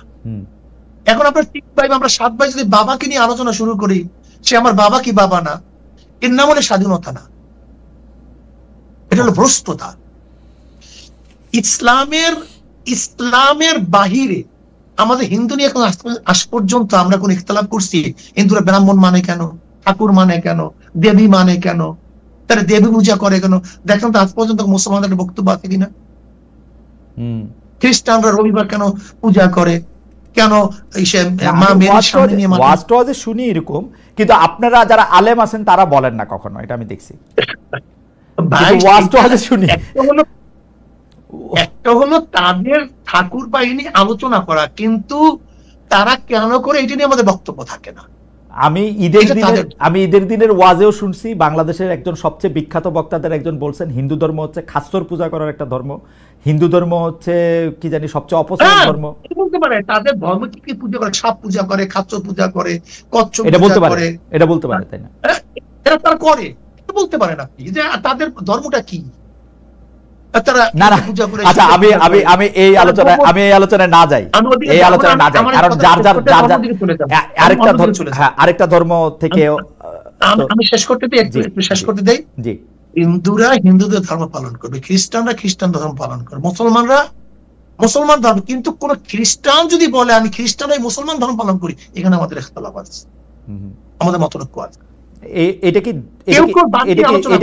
কি দলিল দিয়ে আপনাদের মতবাদ আছে যে কেউ যদি মনে করেন আপনার মতের মধ্যে না হয়, আপনি একটা উদাহরণ দেই খালিদ ভাই। যেমন আহমদিয়া সম্প্রদায়ের মূল ইখতিলাফটা কি? তারা নিজেদের মুসলমান দাবি করে, আল্লাহ ওয়া রাসূলের ঈমান আনা বিশ্বাস করে এবং তার আওসাফ সিফাত সহকারে। রাইট। খালিদ ভাই ধরে নেন আপনি খালিদ একজন শখস ব্যক্তি, কিন্তু আপনার গুণ কি? আপনি একজন সাংবাদিক। একজন ডিসি, আব্দুল্লাহ একজন ডিসি, সে একজন ব্যক্তি। ডিসি তার কি গুণ? আমি আব্দুল্লাহকে মানলাম, যদি তার গুণ না মানি সে কাজ করতে পারবে? আমি বললাম আব্দুল্লাহকে মানলাম কিন্তু তার গুণ মানলাম না, সে কাজ করবে কিভাবে? আপনাকে মানলাম খালিদ ভাই, কিন্তু আপনাকে সাংবাদিক মানলাম না, আপনি কাজ করবেন কিভাবে?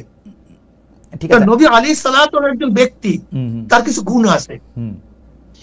ব্যক্তিকে মানলাম, তার গুণ মানলাম না, তার নবী মানা হইল? শায়ক আপনার সাথে এটা নিয়ে আমি আসলে আলাদা তর্ক করতে চাই না, কিন্তু আমি যতটুকু বুঝছি, আমি মনে করি ইসলাম ধর্ম খুব সহজ। ইসলাম ধর্মের মধ্যে থেকে আমি যদি আল্লাহকে মানি, আমি যদি তার প্রেরিত নবীকে সর্বশ্রেষ্ঠ রাসূল বলে, প্রেরিত পুরুষ বলে মানি, আমি ইসলাম ধর্মে বিশ্বাস করি, এই শাহাদাত, কলেমা শাহাদাত যদি আমি পড়ি, অন্য কেউ, আপনি ভালো বলতে পারবেন অন্য আরেকটা মানুষ আমি অমুসলিম কিনা এটা বলতে পারে কিনা আমি জানি না।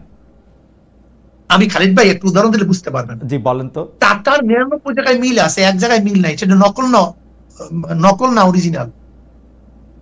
একটা টাকা 1000 টাকা, আচ্ছা হ্যাঁ হ্যাঁ হ্যাঁ, 99 জায়গায় মিল আছে, এক জায়গায় মিল নাই, সেটা নকল না অরিজিনাল? না না, সেটা তো অবশ্যই নকল, কিন্তু ঠিক ইসলামের একটা গন্ডি আছে, কিন্তু ইসলামের তো দুইটা জিনিস, আল্লাহকে মানা, তার রসুলকে মানলে, সাক্ষ্য দিলে, তারপর গুলি তো আমল। আপনি এইটা করবেন, এটার জন্য আপনার এইটা আপনার মানে এটা গাইডলাইন। জি, আমি ব্যাপকতা যাব না, আমি বলছি যে মানতে হবে, যেই মানা পর্যন্ত আপনার টাকাটা অরিজিনাল হবে সেই পর্যন্ত আপনার সে মধ্যে। আচ্ছা পরিষ্কার আমি শুধু আমি পরিষ্কার, আপনি শুধু এই জায়গাটার মধ্যে যদি একটু বলেন যে অন্য ধর্মাবলম্বীরা ধর্মের নামে একটা ফানি কাজ করতেছে বা একটা খারাপ কাজ করতেছে, কোট আনকোট, কারণ যার যার ধর্ম তার কাছে, এইটা বলাটার শিক্ষা আপনারা দেন কিনা আপনাদের যারা ছাত্র বা অনুসারী আছে, বা এটা দেয়াটা ঠিক কিনা? কারণ আমি কেন এটা বলি, আমি কিন্তু কখনো পোপরে শুনি না বলে যে মুসলমানরা এই কাজটা করে, এটা ঠিক কিরকম জানি ফানি। আমি একটা হিন্দু, যে একটা খুব বড় মানুষ আছে, সে একটা বলতে শুনি না যে মুসলমানরা এই কাজটা করে, এটা খুব ফানি। আমাদের হুজুররা বা আমাদের আলেমরা এই কথা কেন বলেন? অনেক সময় যদি কেউ কম্প্রোমাইজ করতে চায়, মুয়াজ্জিন করতে চায়, যেমন ধরেন আপনার কোটটা ভালো না মন্দ, তখন আরেকটা কোটের সাথে তুলনা দিতে হয়। ওকে, যেমন সূর্যর আরেকটা সূর্য না থাকলে এটা তুলনা দিন কিভাবে? এই তুলনাটা কি খুব জরুরি? আমি তো সবচেয়ে ভালো ধর্ম, এটা সবসময় জরুরি না। ইসলাম ধর্ম কি কারোর সাথে আমি কোনো তুলনা করতেছি? আমার তো ওরে বলার দরকার না সর্বশ্রেষ্ঠ। কেউ যদি বলে হুজুর আমি হিন্দু ধর্ম পালন করা, আচ্ছা সমস্যা কি? আমি খ্রিস্টান ধর্ম পালন করার সমস্যা কি? যদি আপনি বলেন দুইটার মধ্যে আপনার পার্থক্য করেন, তখন আমি পার্থক্য করি, এটা আমার মনে হয় কোন, যদি আমি পার্থক্য করি আমার কাছে সমস্যা না শায়ক। আমি জিনিসটা শুধু বলি, আমি যখন 10টা জায়গায় বসে থাকি, যখন আমার 2টা বন্ধু থাকে যারা সুন্নি মুসলমান নন, তারা যদি আমি কোনো একটা আলেমের বক্তব্য ভালো বলে, ধরা যাক আমি শায়কে চরমনায় সৈয়দ ফজলুল করিমের বক্তব্যই তাদের শোনাইতেছি যে দেখো কিরকম করে উনি মানুষকে দাওয়াত দিতেছেন, এর মধ্যে হঠাৎ করে যদি আমি শুনি যে উনি বলতেছেন যে হিন্দু ধর্মরা আসলে খাস্যর পূজা করে, হিন্দু ধর্ম আসলে খুব একটা অপচয়ের ধর্ম, হিন্দু ধর্ম একটা নাথিং ধর্ম, ইট হার্টস। মানে আমার কাছে এটা আননেসেসারি মনে হয়। আমি শুধু আপনার কাছে বিচারটা দিয়ে রাখলাম, কারণ আমি তো ওর সাথে প্রতিযোগিতা করতে বসি নাই, আমি ওরে দেখাইতে বসছি যে দেখো ইসলাম ধর্ম কত সুন্দর করে উনি বলতেছেন। খালিদ ভাই দেখেন, এখানে প্রস্রাব করিবেন না করিলে 50 টাকা জরিমানা, এখানে প্রস্রাব করিবেন না করিলে 50 টাকা জরিমানা, এখানে প্রস্রাব করিবেন না করিলে 50 টাকা জরিমানা। দেখেন, কেউ যদি চিন্তা ভাবনা ভালোর দিকে যায়, সে কিন্তু খারাপের থেকে ভালো পায়, আর কেউ চিন্তা করছে খারাপের দিকে যান, সে ভালো মতো। আবার দাড়ি কমাও একটু দিতে হয়, দাড়ি কমা দিলে আর না করিবেন না মধ্যে, মানে ওই দাড়ি কমাটাও একটু জরুরি, কোথায় থামতে হয় পিরিয়ড, সেটাও একটু জরুরি। আমাদের শেষ প্রশ্ন শায়ক, এই জনপ্রিয় অনেক ইসলামী বক্তা, আমি জানি যে অনেক, মানে আপনি আসলে আলেমদের আলেম, আপনি পীর সাহেব চরমনায় অনেকেই আপনার কাছে আসেন, অনেক কিছু বিষয়ে আপনার সাথে পরামর্শ করেন, সেই জন্যই আপনার কাছে বলা, আপনি অন্যভাবে নেবেন না। জনপ্রিয় অনেক ইসলামী বক্তা গত অগাস্ট থেকে ডক্টর ইউনূসের ব্যাপক প্রশংসা করেছেন। এমন কারো পুরনো ওয়াজে আবার ফিরে ফিরে আসছে, যেহেতু ইন্টারনেটে ফুটপ্রিন্ট রয়ে যায়, যে ক্ষুদ্র ঋণ, গ্রামীণ ব্যাংকের সমালোচনা, সুদ, নারীর ক্ষমতায়ন, এইসব নিয়ে অনেক কথাবার্তা দেখা যায়। এই যে সার্বিক প্যাকেজটা, এই ক্ষুদ্র ঋণ, গ্রামীণ ব্যাংক, নারীর ক্ষমতায়ন, এটা নিয়ে আপনাদের আসলে অবস্থানটা কি, এবং এটা ডক্টর ইউনূসের অবস্থানের সাথে সাংঘর্ষিক? কোন সময় সে ভালো দিকটা আলোচনা করে, কোন সময় খারাপ দিকটা আলোচনা করছে, একটা মানুষ দুই দিকে থাকতে পারে, এরকম মেবি। একটা মানুষ দুই দিকেই থাকতে পারে, ভালো আলোচনা করছে, খারাপ আলোচনা করছে। আপনাকে অনেক ধন্যবাদ শায়খ। আমরা অনুষ্ঠানে প্রায় না শেষই, আপনি যদি আমাদের দর্শকদের উদ্দেশ্যে, বাংলাদেশের মানুষের উদ্দেশ্যে কিছু বলতে চান, বা সারা পৃথিবীতে আসলে অনেকে আপনাকে শুনছেন, আমরা শুধু আমি একটা কথাই বলবো, জি, রাজনৈতিক সৃষ্টি হচ্ছে মানুষের কল্যাণের জন্য, রাজনীতি মানুষের সেবা, এটা ব্যবসার কোনো জায়গা না। একজন বিসিএস ক্যাডার সে বেতন পায় কত, অথচ একজন যদি ওয়ার্ডের সভাপতি হয় 1 বছরের মধ্যে দেখা যায় 1 কোটি কোটি টাকার মালিক। আমরা এই দুর্বৃত্তন এটা আমরা চাই না, সন্ত্রাস চাই না, জুলুম চাই না, অত্যাচার চাই না, অবিচার চাই না, দুর্নীতি চাই না। আমরা চাই, জামাতও আমাদের ব্যাপারে অনেক বক্তব্য দিয়েছে, তাহলে দেওবন্দের ব্যাপারে, আহলে সুন্নাত ওয়াল জামাতের ব্যাপারে জামাতের অনেক বক্তব্য আছে, তাসাউফের ব্যাপারে জামাতের বক্তব্য আছে। জামাত সেই বক্তব্য থেকে 1 তিল পরিমাণ পিছপা হয়নি। আর আমরাও বিগত দিনে যে বক্তব্য দিয়েছি এবং আমাদের মুরব্বীরা যে বক্তব্য দিয়েছেন, তার থেকে আমরা 1 চুল পরিমাণ এখন পর্যন্ত আপনার সাথে কথা বলা পর্যন্ত পিছপা হয়নি। প্রত্যেকের অবস্থানে আছে। এখন প্রশ্ন করতে পারেন এই অবস্থানে থেকে আপনারা তাদের সাথে বক্তব্য কিভাবে দিচ্ছেন, একই স্টেজে আসছেন কিভাবে, প্রশ্ন এখানে। আমি এটার উদাহরণ দিতে চাই, যেমন আমেরিকা ইরানের ব্যাপারে যে সিদ্ধান্ত নিয়েছে, সেই সিদ্ধান্ত থেকে আমেরিকা কোনো অবস্থায় পিছপা হয়নি। আবার ইরান ও আমেরিকার ব্যাপারে যে বড় শয়তান বলেছে, সেখান থেকেও কিন্তু ইরান কোনো অবস্থাতেই রোজাত করেনি, তার বক্তব্য প্রত্যাহার করেনি। কিন্তু তারপর কোন এক কারণে কিন্তু তাদের মধ্যে একটা সমঝোতা হয়েছে, যুদ্ধ বিরতি চুক্তি হয়েছে। ঠিক আমরাও মনে করি প্রত্যেকের অবস্থানে থেকে কোন এক বিষয়ের উপরে আমরা ঐক্যমত হতে পারি। ওকে, ধরে নেন আমরা 28 তারিখে যে সম্মেলন করেছি, সেখানে হিন্দু আসছে, বৌদ্ধ আসছে, খ্রিস্টান আসছে। তার মানে এই নয় যে খ্রিস্টান, বৌদ্ধ, হিন্দুরা তাদের আদর্শ বিসর্জন দিয়ে ইসলাম কবুল করে আমাদের মাঝে আসছে, ব্যাপারটা এরকম না। রাইট। বরং যেই বিষয়ের উপরে ঐক্যমত, সেই বিষয়ের উপরে তারা ঐক্যমত পোষণ করার জন্য এসেছে। ওকে, ঠিক আমরাও মনে করি জামাত আমাদের ব্যাপারে যে আকীদা বা বিশ্বাস রাখে, যে বক্তব্য তাদের আছে, আমরাও জামাতের ব্যাপারে যে বক্তব্য দিয়েছে এবং যে আকীদা বিশ্বাস রাখি, সে প্রত্যেকের অবস্থানে আছে। ওকে, বাকি আগামী বাংলাদেশকে গড়ার জন্য, এই জাতিকে বাঁচাবার জন্য, ইসলাম দেশ মানবতা রক্ষার জন্য আমরা শুধু জামাত না, আমাদের ঘোষণা ছিল ইসলাম দেশ মানবতা।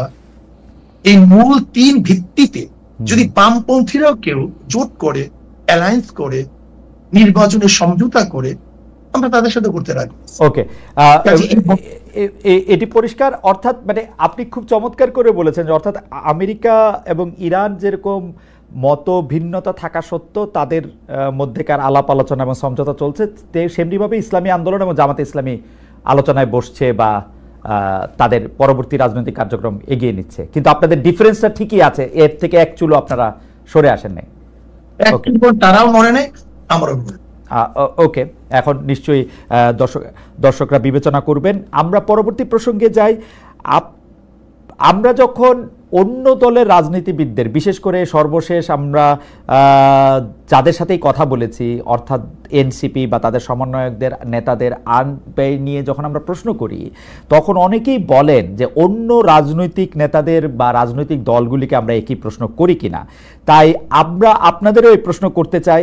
সবশেষ এই শনিবার আপনারা রাজধানী ঢাকার সোহরাওয়ার্দী উদ্যানে যে বিশাল সমাবেশ করলেন, এ ধরনের আয়োজনের খরচ কিভাবে সংগৃহীত হয়?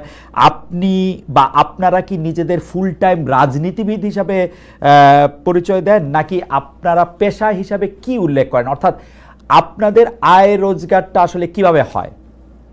জনাব মুফতি। যেমন ধরেন আমরা একজন দিনদার, আমি একজন মুসলমান। জি। আমার মূল পরিচয় একজন মুসলমান। জি। মুসলমানের কাজ হলো দাওয়াত। কাদের মাঝে দাওয়াত দেবো? ফিজলাতুন নাস, গোটা মানবের কাছে দাওয়াত দেওয়া আমাদের দায়িত্ব। এক কথা, যেহেতু আমি মুসলমান, ইসলাম পালন আমার দায়িত্ব। ইসলামের মধ্যে যাহা কিছু আছে সবকিছু আমি পালন করবো। নামাজ আছে, রোজা আছে, হজ আছে, জাকাত আছে, কলেমা আছে, ইসলামকে প্রতিষ্ঠিত করার ব্যবস্থা আছে, মানুষকে সেবা করা, অন্যার মোকাবেলা করা, ন্যায়কে প্রতিষ্ঠিত করা। অর্থাৎ ইসলামের মধ্যে যতগুলি কাজ আছে সমস্ত কাজগুলি আঞ্জাম দেয় একজন মুসলমানের কাজ। সেই হিসাবে আপনি আমাকে মুসলমান বলতে পারেন। মুসলমানদের মধ্যে ব্যবসা আছে, বাণিজ্য আছে। যেমন আমি একজন ব্যবসায়ী, আমার ফাইজান কোম্পানি আছে, আমার নিজে বিক্রি আছে, আমি ব্যবসায় কিছু সময় দিই, আমার সময়কে আমি পাঠ করি, ভাগ করে নিই। আমি আমার পরিবারের জন্য একটা সময় নির্ধারণ করি, আমি ব্যবসার জন্য কিছু সময় নির্ধারণ করি।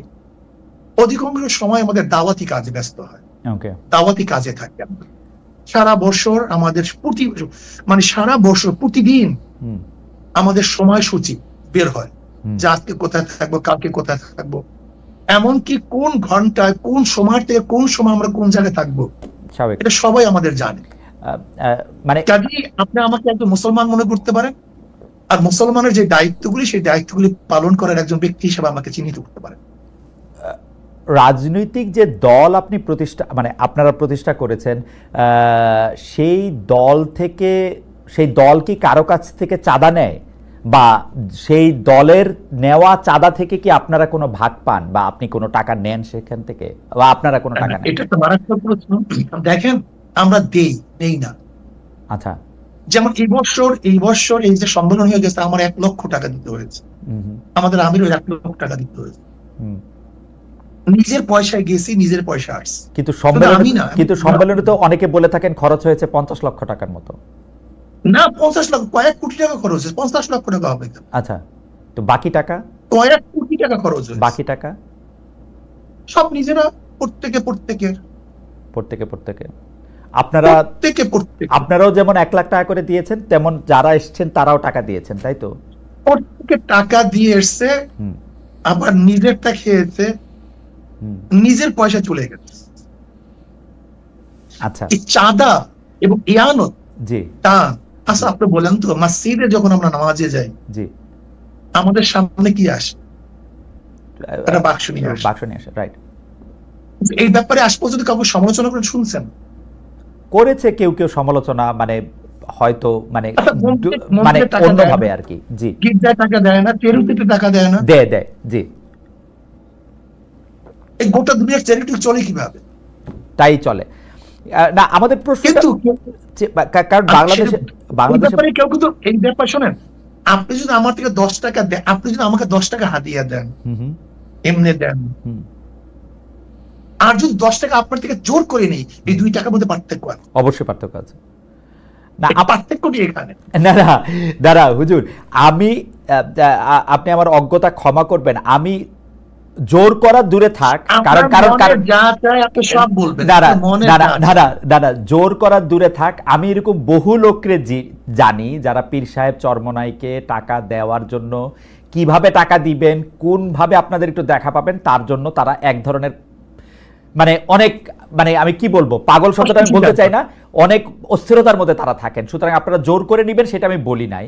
আমি শুধু জানতে চেয়েছি যে এই ভক্তরা বা যারা আপনাদের অনুসারী তারা যে টাকা দেয়, সেইখান থেকে আপনারা কোনো টাকা নেন কিনা, সে পার্টির প্রধান হিসাবে, একটা ব্যক্তিগত দল, জি, যদি কেউ ব্যক্তিগত হাদিয়া দেয় সেটা আমরা গ্রহণ করি।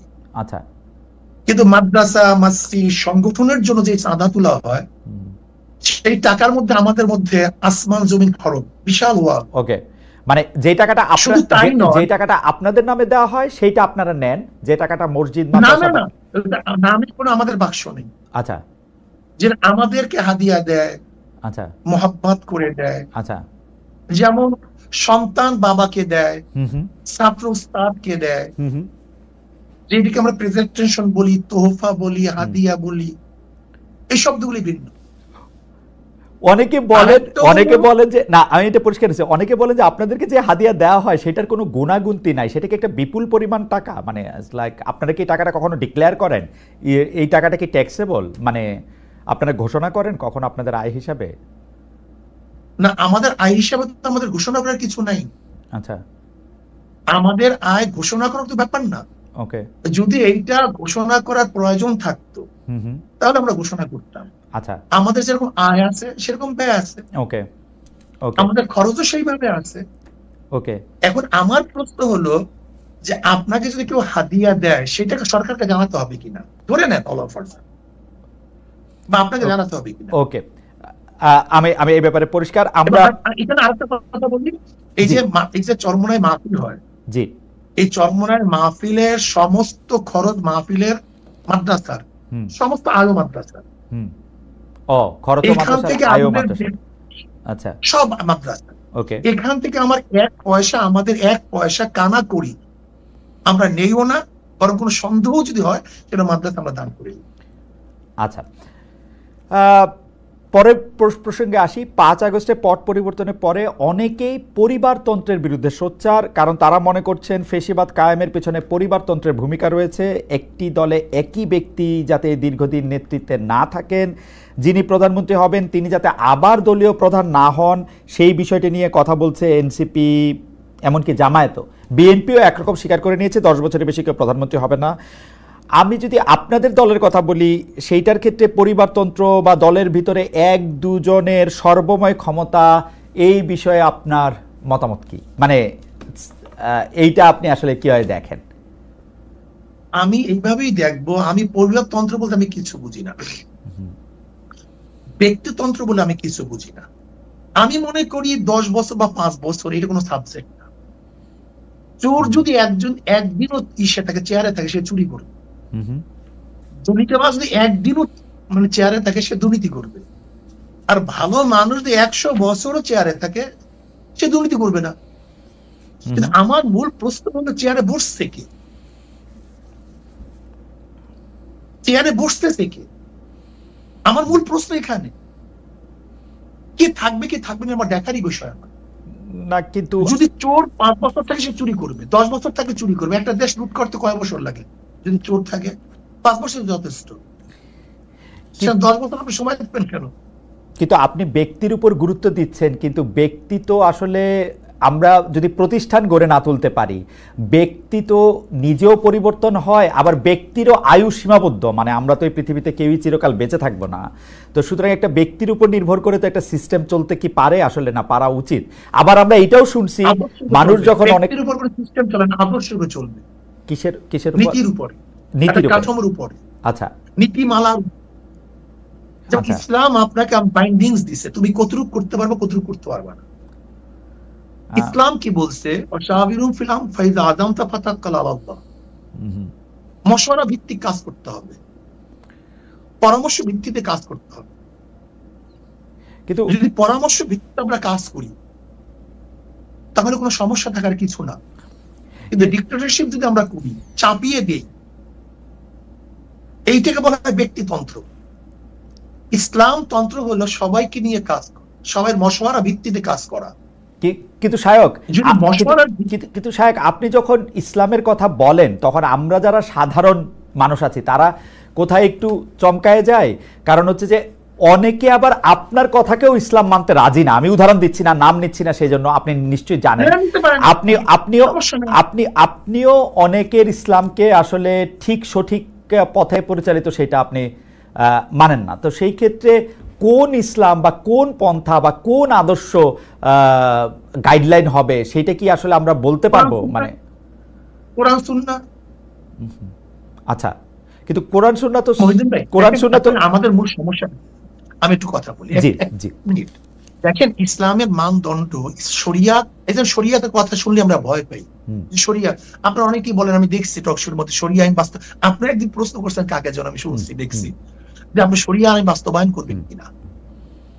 আসলে শরিয়া আইন বাস্তবায়ন করার মাধ্যমে তো মানুষের ফায়দা। শরিয়া শব্দের অর্থ, শরিয়া শব্দের অর্থ আইন, আইন প্রণয়ন করা, আইন বাস্তবায়ন করা। শরিয়া শব্দের অর্থ রাস্তা। ওকে, তার মানে হলো একজন মানুষকে সুপথে চলার জন্য, তাকে বাঁচাবার জন্য যে পদ্ধতি, পন্থা, প্রক্রিয়া গ্রহণ করা হয়, সেইটা তো শরিয়া। শরিয়ার ভিত্তি কি হবে? ভিত্তি হবে কোরআন, সুন্নাহ, ইজমা, কিয়াস।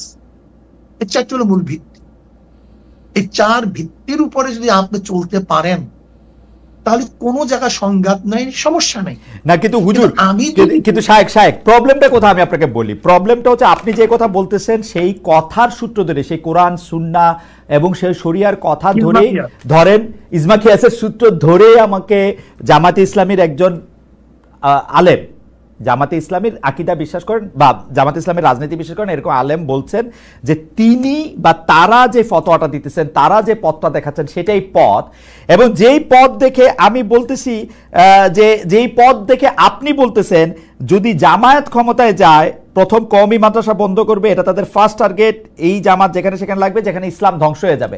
আমি পাশাপাশি আরো বলতে পারি, আমি রাজনৈতিক দল ধরে বললাম, আপনি জানেন মাওলানা আব্দুর রাজ্জাক আরেক ধরনের কথা বলেন, আমরা কোথায় যাব আর কি সেটা যদি বলতেন। বলতে পারেন, কোনো সমস্যা নেই। কিন্তু শায়েখ আমরা যদি এই জায়গার মধ্যে থাকি তাহলে আমরা আসলে একটু আরেকটু বিভেদের মধ্যে পড়বো কিনা। শুনতে পাচ্ছেন? জি আমি এখন শুনতে পাচ্ছি, জি বলেন। না, যে দেখেন আমরা যখন মতনৈক্য করি, যেমন ধরে নেন আপনার সাথে আমরা জমি নিয়ে দ্বন্দ্ব হতেই পারে, কিন্তু তখন দরকার কি দলিলের। ঠিক আপনার সাথে আমার একটা কোনো একটা মতনৈক্য হতেই পারে, ইসলাম নিয়ে আমি বলে আমি সঠিক, আপনি বলে আপনি সঠিক, এটা আমি আশ্চর্য হওয়ার কিছু নেই, কিন্তু তখন আসবে দলিলের। যার দলিল শক্তিশালী তার কথা সঠিক, আর যার দলিল দুর্বল তার কথা দুর্বল। কাজে এখন সেই বহস আমি যাবো না, রাইট, এখন সেই বহসের জায়গা না, রাইট, আমি মূল ভিত্তি বললাম, রাইট, মূল ভিত্তি দলিল। ওকে ওকে ওকে ওকে ওকে কিন্তু আমরা একদিন আপনার কাছে আলাদা করে শুনবো, আজকে সেটার জায়গা না। মানে দলিলও যে সাবজেক্ট টু ইন্টারপ্রিটেশন, ওইটার আমরা কি করব? ধরেন আপনার ইন্টারপ্রিটেশন আর আরেকজনের ইন্টারপ্রিটেশন একই দলিলের যে আলাদা হইতেছে সেইটারও আমরা আসলে কি করব? কারণ হচ্ছে যে এর জন্য যে যেটা মানবে, যে যেটা মানবে, যে যেটা মানবে। ওকে, কেউ যদি এফ এ মানে আর আর এস মানে, হ্যাঁ সিএস মানে, তখন আমরা বলবো এখন বিএস হয়েছে তুমি বিএস মানো। ওকে ঠিক আছে, সিএসআরএস এবং বিএস দিয়ে সুন্দর উদাহরণ দিয়েছেন। আমরা একটু পরবর্তী প্রসঙ্গে আসি। এনসিপি নেতা জনাব হাসনাত আব্দুল্লাহর আহ্বানে সাড়া দিয়ে আপনারা আওয়ামী লীগ নিষিদ্ধের আমলে মানে আন্দোলনে যমুনা ও শাহবাগে গিয়েছিলেন। সেখানে হাত পাকা হাতে অনেককে আমরা দেখেছি। সরকার আওয়ামী লীগের কার্যক্রম নিষিদ্ধও করেছে, কিন্তু এরপর থেকে সোশ্যাল মিডিয়ায় অনেকে আলোচনা করছেন, আমাদের ঘোষণায় অনেকে মন্তব্য করেছেন, ইসলামী আন্দোলন বাংলাদেশ গত 15 বছরের সুবিধাভোগী, অর্থাৎ আপনারা গত 15 বছরে সুবিধা নিয়েছেন, বিএনপি জামাত বর্জন করেছে, এমন কিছু স্থানীয় নির্বাচনে আপনারা অংশ নিয়েছেন। আপনাদের অনুষ্ঠানে সাবেক তথ্যমন্ত্রী, যাকে আসলে নানা মানে পররাষ্ট্রমন্ত্রীও বটে, যাকে নানা অভিধায় অভিহিত করা হয়, সেই ডক্টর হাসান মাহমুদের মতো প্রভাবশালী বিতর্কিত আওয়ামী লীগ নেতার পুরনো ভিডিও এখনো আমরা দেখতে পাচ্ছি, যেখানে তারা আপনাদের সঙ্গে বসে আছেন। কেউ কেউ এমন মন্তব্য করছেন, যখন যারা ক্ষমতায় থাকে আপনারা তাদের সঙ্গে তাল মিলিয়ে চলেন। একটু আপনার মন্তব্য শুনবো। এইটা ভুল বলছেন, যখন যারা ক্ষমতায় থাকে ইসলামী আন্দোলন তাদের সমস্ত সমস্যাগুলি, দুর্নীতিগুলি তুলে ধরে, এটা বলতে পারেন। আচ্ছা, আপনি কি দেখেছেন সেখানে শুধু হাসান মাহমুদকে, সেখানে কি বুলু সাহেবকে দেখেন নাই? দেখছি, আমার পাশে দেখছি। তা সেটা বললেন না কেন? না, বুলু সাহেবকেও দেখছি, হাসান আমার স্বরাষ্ট্রমন্ত্রীর সাথে জি আপনি বলেন, আপনি শেষ করেন তারপর আমি বলবো। আমি শেষ করি। আপনার হাসান মাহমুদ সাহেবের সাথে আমার বক্তৃতা হিসাবে মানে আমাদেরকে বসতে দেখছেন, কিন্তু তারপরে আমি যখন বক্তব্য দিয়েছি তখন এই বক্তব্য দিয়েছিলাম সেটা তো তুলে ধরলেন না। ওই একই স্টেজ আপনি দেখুন সেই বক্তব্য, যে আপনারা বিএনপি বলছেন আমরা এইটা করছি, আওয়ামী লীগ বলছেন আমরা এইটা করছি, কিন্তু কে কত দুর্নীতি করছেন সেটা তো বললেন না। ওই স্টেজে বক্তৃতা দিয়েছি, আপনি শোনেন সেই বক্তৃতা, সবাই আপনার বলতে। কিন্তু শায়ক ওই বক্তব্য অনেক বেশি সুগার কোটেড, নাম্বার 1। নাম্বার 2 হচ্ছে আপনি বঙ্গবন্ধুকে নিয়ে, শেখ হাসিনা যখন প্রধানমন্ত্রী ছিলেন সেই সময় যে বক্তৃতা করেছেন, এখন কি সেটা রিপিট করতে পারবেন বা রিপিট আপনি করতেছেন? শেখ হাসিনাকে নিয়ে আমি কোন তারিফমূলক কোন বক্তৃতা করি, শেখ হাসিনাকে নিয়ে কোনদিন প্রশংসামূলক, আমি বঙ্গবন্ধুকে নিয়ে, শেখ সাহেবকে নিয়ে কেন বক্তৃতা করেছি, এটাকে এখন করবেন কিনা আবার 100 বার শোনেন, কেন করব সেটা আমি বলি। আমি বললাম না আমি কোন জিনিস রোজাত করি নাই, তো কোন জিনিস রোজাত করিনি। ওকে, যখন শেখ সাহেবের মূর্তি টানানো হয়েছিল তখন আমি কি বক্তৃতা করেছিলাম, যে 72 বছর পরে যদি লেনিনের মূর্তি ক্যারিন দিয়ে তুলে সাগরে ফেলে দেয়, তাহলে আজকে হোক কালকে হোক এই বুড়িগঙ্গা এই মূর্তিকে ফেলানো হবে। এই বক্তৃতা আমার, আমি শুনছি না, আমি জানি না, এবং সেইটা দেখছি। শেখ সাহেবের নিয়ে যে বক্তৃতা করেছিলাম, এটা কি বলতে চেয়েছি দেখেন, শেখ সাহেবের পরিবার কিন্তু এদেশে আসছে ইসলাম প্রচার করার জন্য। আমার মূল উদ্দেশ্যটা কি ছিল? শেখ সাহেব প্রথম কেন অ্যারেস্ট হয়েছিলেন? হিন্দুদের মাধ্যমে তিনি অ্যারেস্ট হয়েছিলেন মুসলমানদেরকে বাঁচাবার জন্য। আমি কি বলেছিলাম? শেখ সাহেব প্রথম কি রাজনীতি শুরু করেছেন? মুসলিম লীগ, পাকিস্তানের পক্ষে রাজনীতি শুরু করেছিলেন শেখ সাহেব। তিনি এইটা করছেন সেইটা করছেন বলছিলাম কেন? নাস্তিকরা শেখ সাহেবকে ধর্মনিরপেক্ষবাদ নাস্তিক পন্থী বানাবার চেষ্টা করছিল।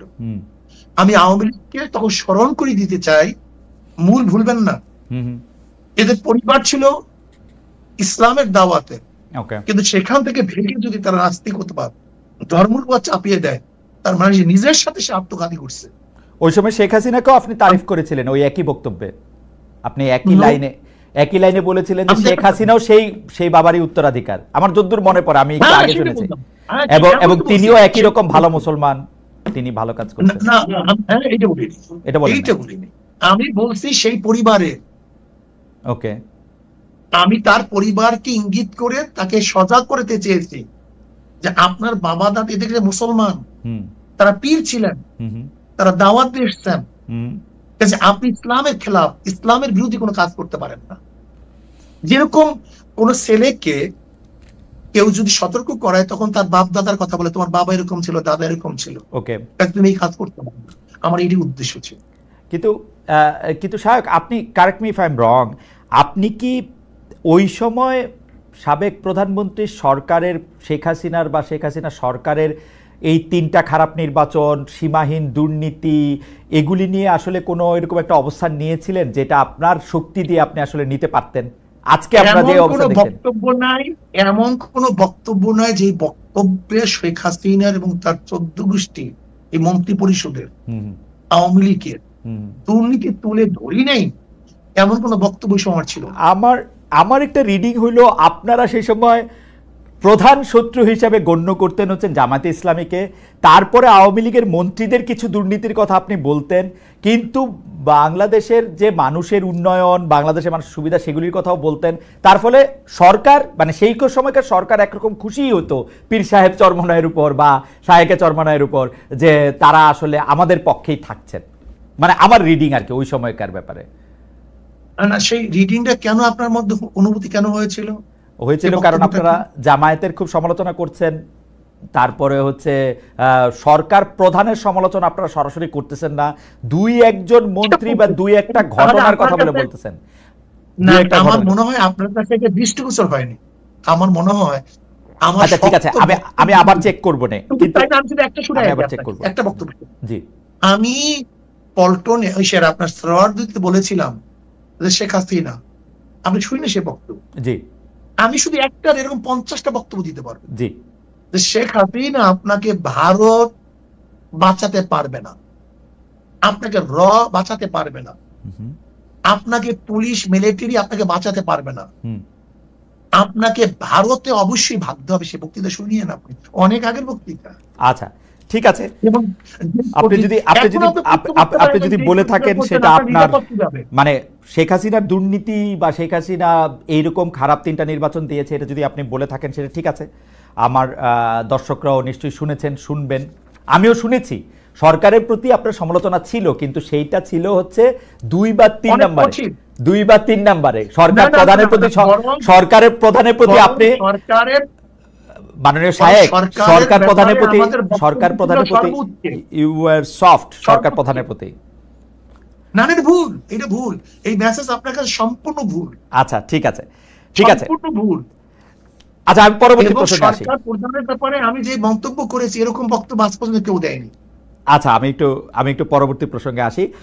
সেইটা হচ্ছে যে এই শনিবার সোহরাওয়ার্দী উদ্যানে আপনাদের যে মহাসমাবেশ মঞ্চে জামাতের একাধিক নেতাকে আমরা দেখলাম, এনসিপির অন্যতম শীর্ষ নেতা আক্তার সাহেবকে দেখলাম, গণ অধিকারের নুরুল হক নূর সাহেবকে দেখলাম, কিন্তু বিএনপির কেউ সেখানে ছিলেন না। বিএনপিকে কি আপনারা দাওয়াত দেন নাই?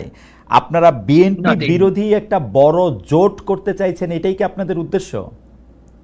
না, বিএনপিকে বরং দাও দেন। আমরা পিআর সিস্টেম নির্বাচন চাই।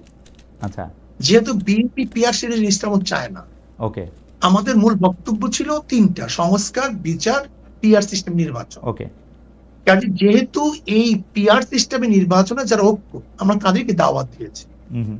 বিএনপি যদি ঐক্য ছিল না, এই জন্য দাওয়াত দিইনি। বিএনপি যদি আগেও বলে আমরাও পিআর বিশ্বাসী, আমরা তাদেরকে দাওয়াত দেবো, ভবিষ্যতে সমস্যা নেই। আমাদের দর্শকদের উদ্দেশ্যে আপনার ভবিষ্যৎ দাওয়াত দেবেন, সে ঠিক আছে। আমাদের দর্শকদের উদ্দেশ্যে আর আমার বোঝার জন্য একটু, পিআর সিস্টেমে নির্বাচন কি আপনারা এখনকার সংসদে যেটি আছে বা পরবর্তী সংসদ নির্বাচনও তাই চাচ্ছেন, নাকি সেটা শুধু উচ্চ কক্ষের জন্য, আপার হাউসের জন্য পিআর আমরা সিস্টেম সব নির্বাচন? জায়গাতে, আচ্ছা ঠিক আছে, তাহলে এটা একটু বুঝানি। প্রত্যেক সিস্টেম আমরা পিআর সিস্টেম নির্বাচন। আচ্ছা, পিআর সিস্টেমে যদি আপনারা নির্বাচন চান,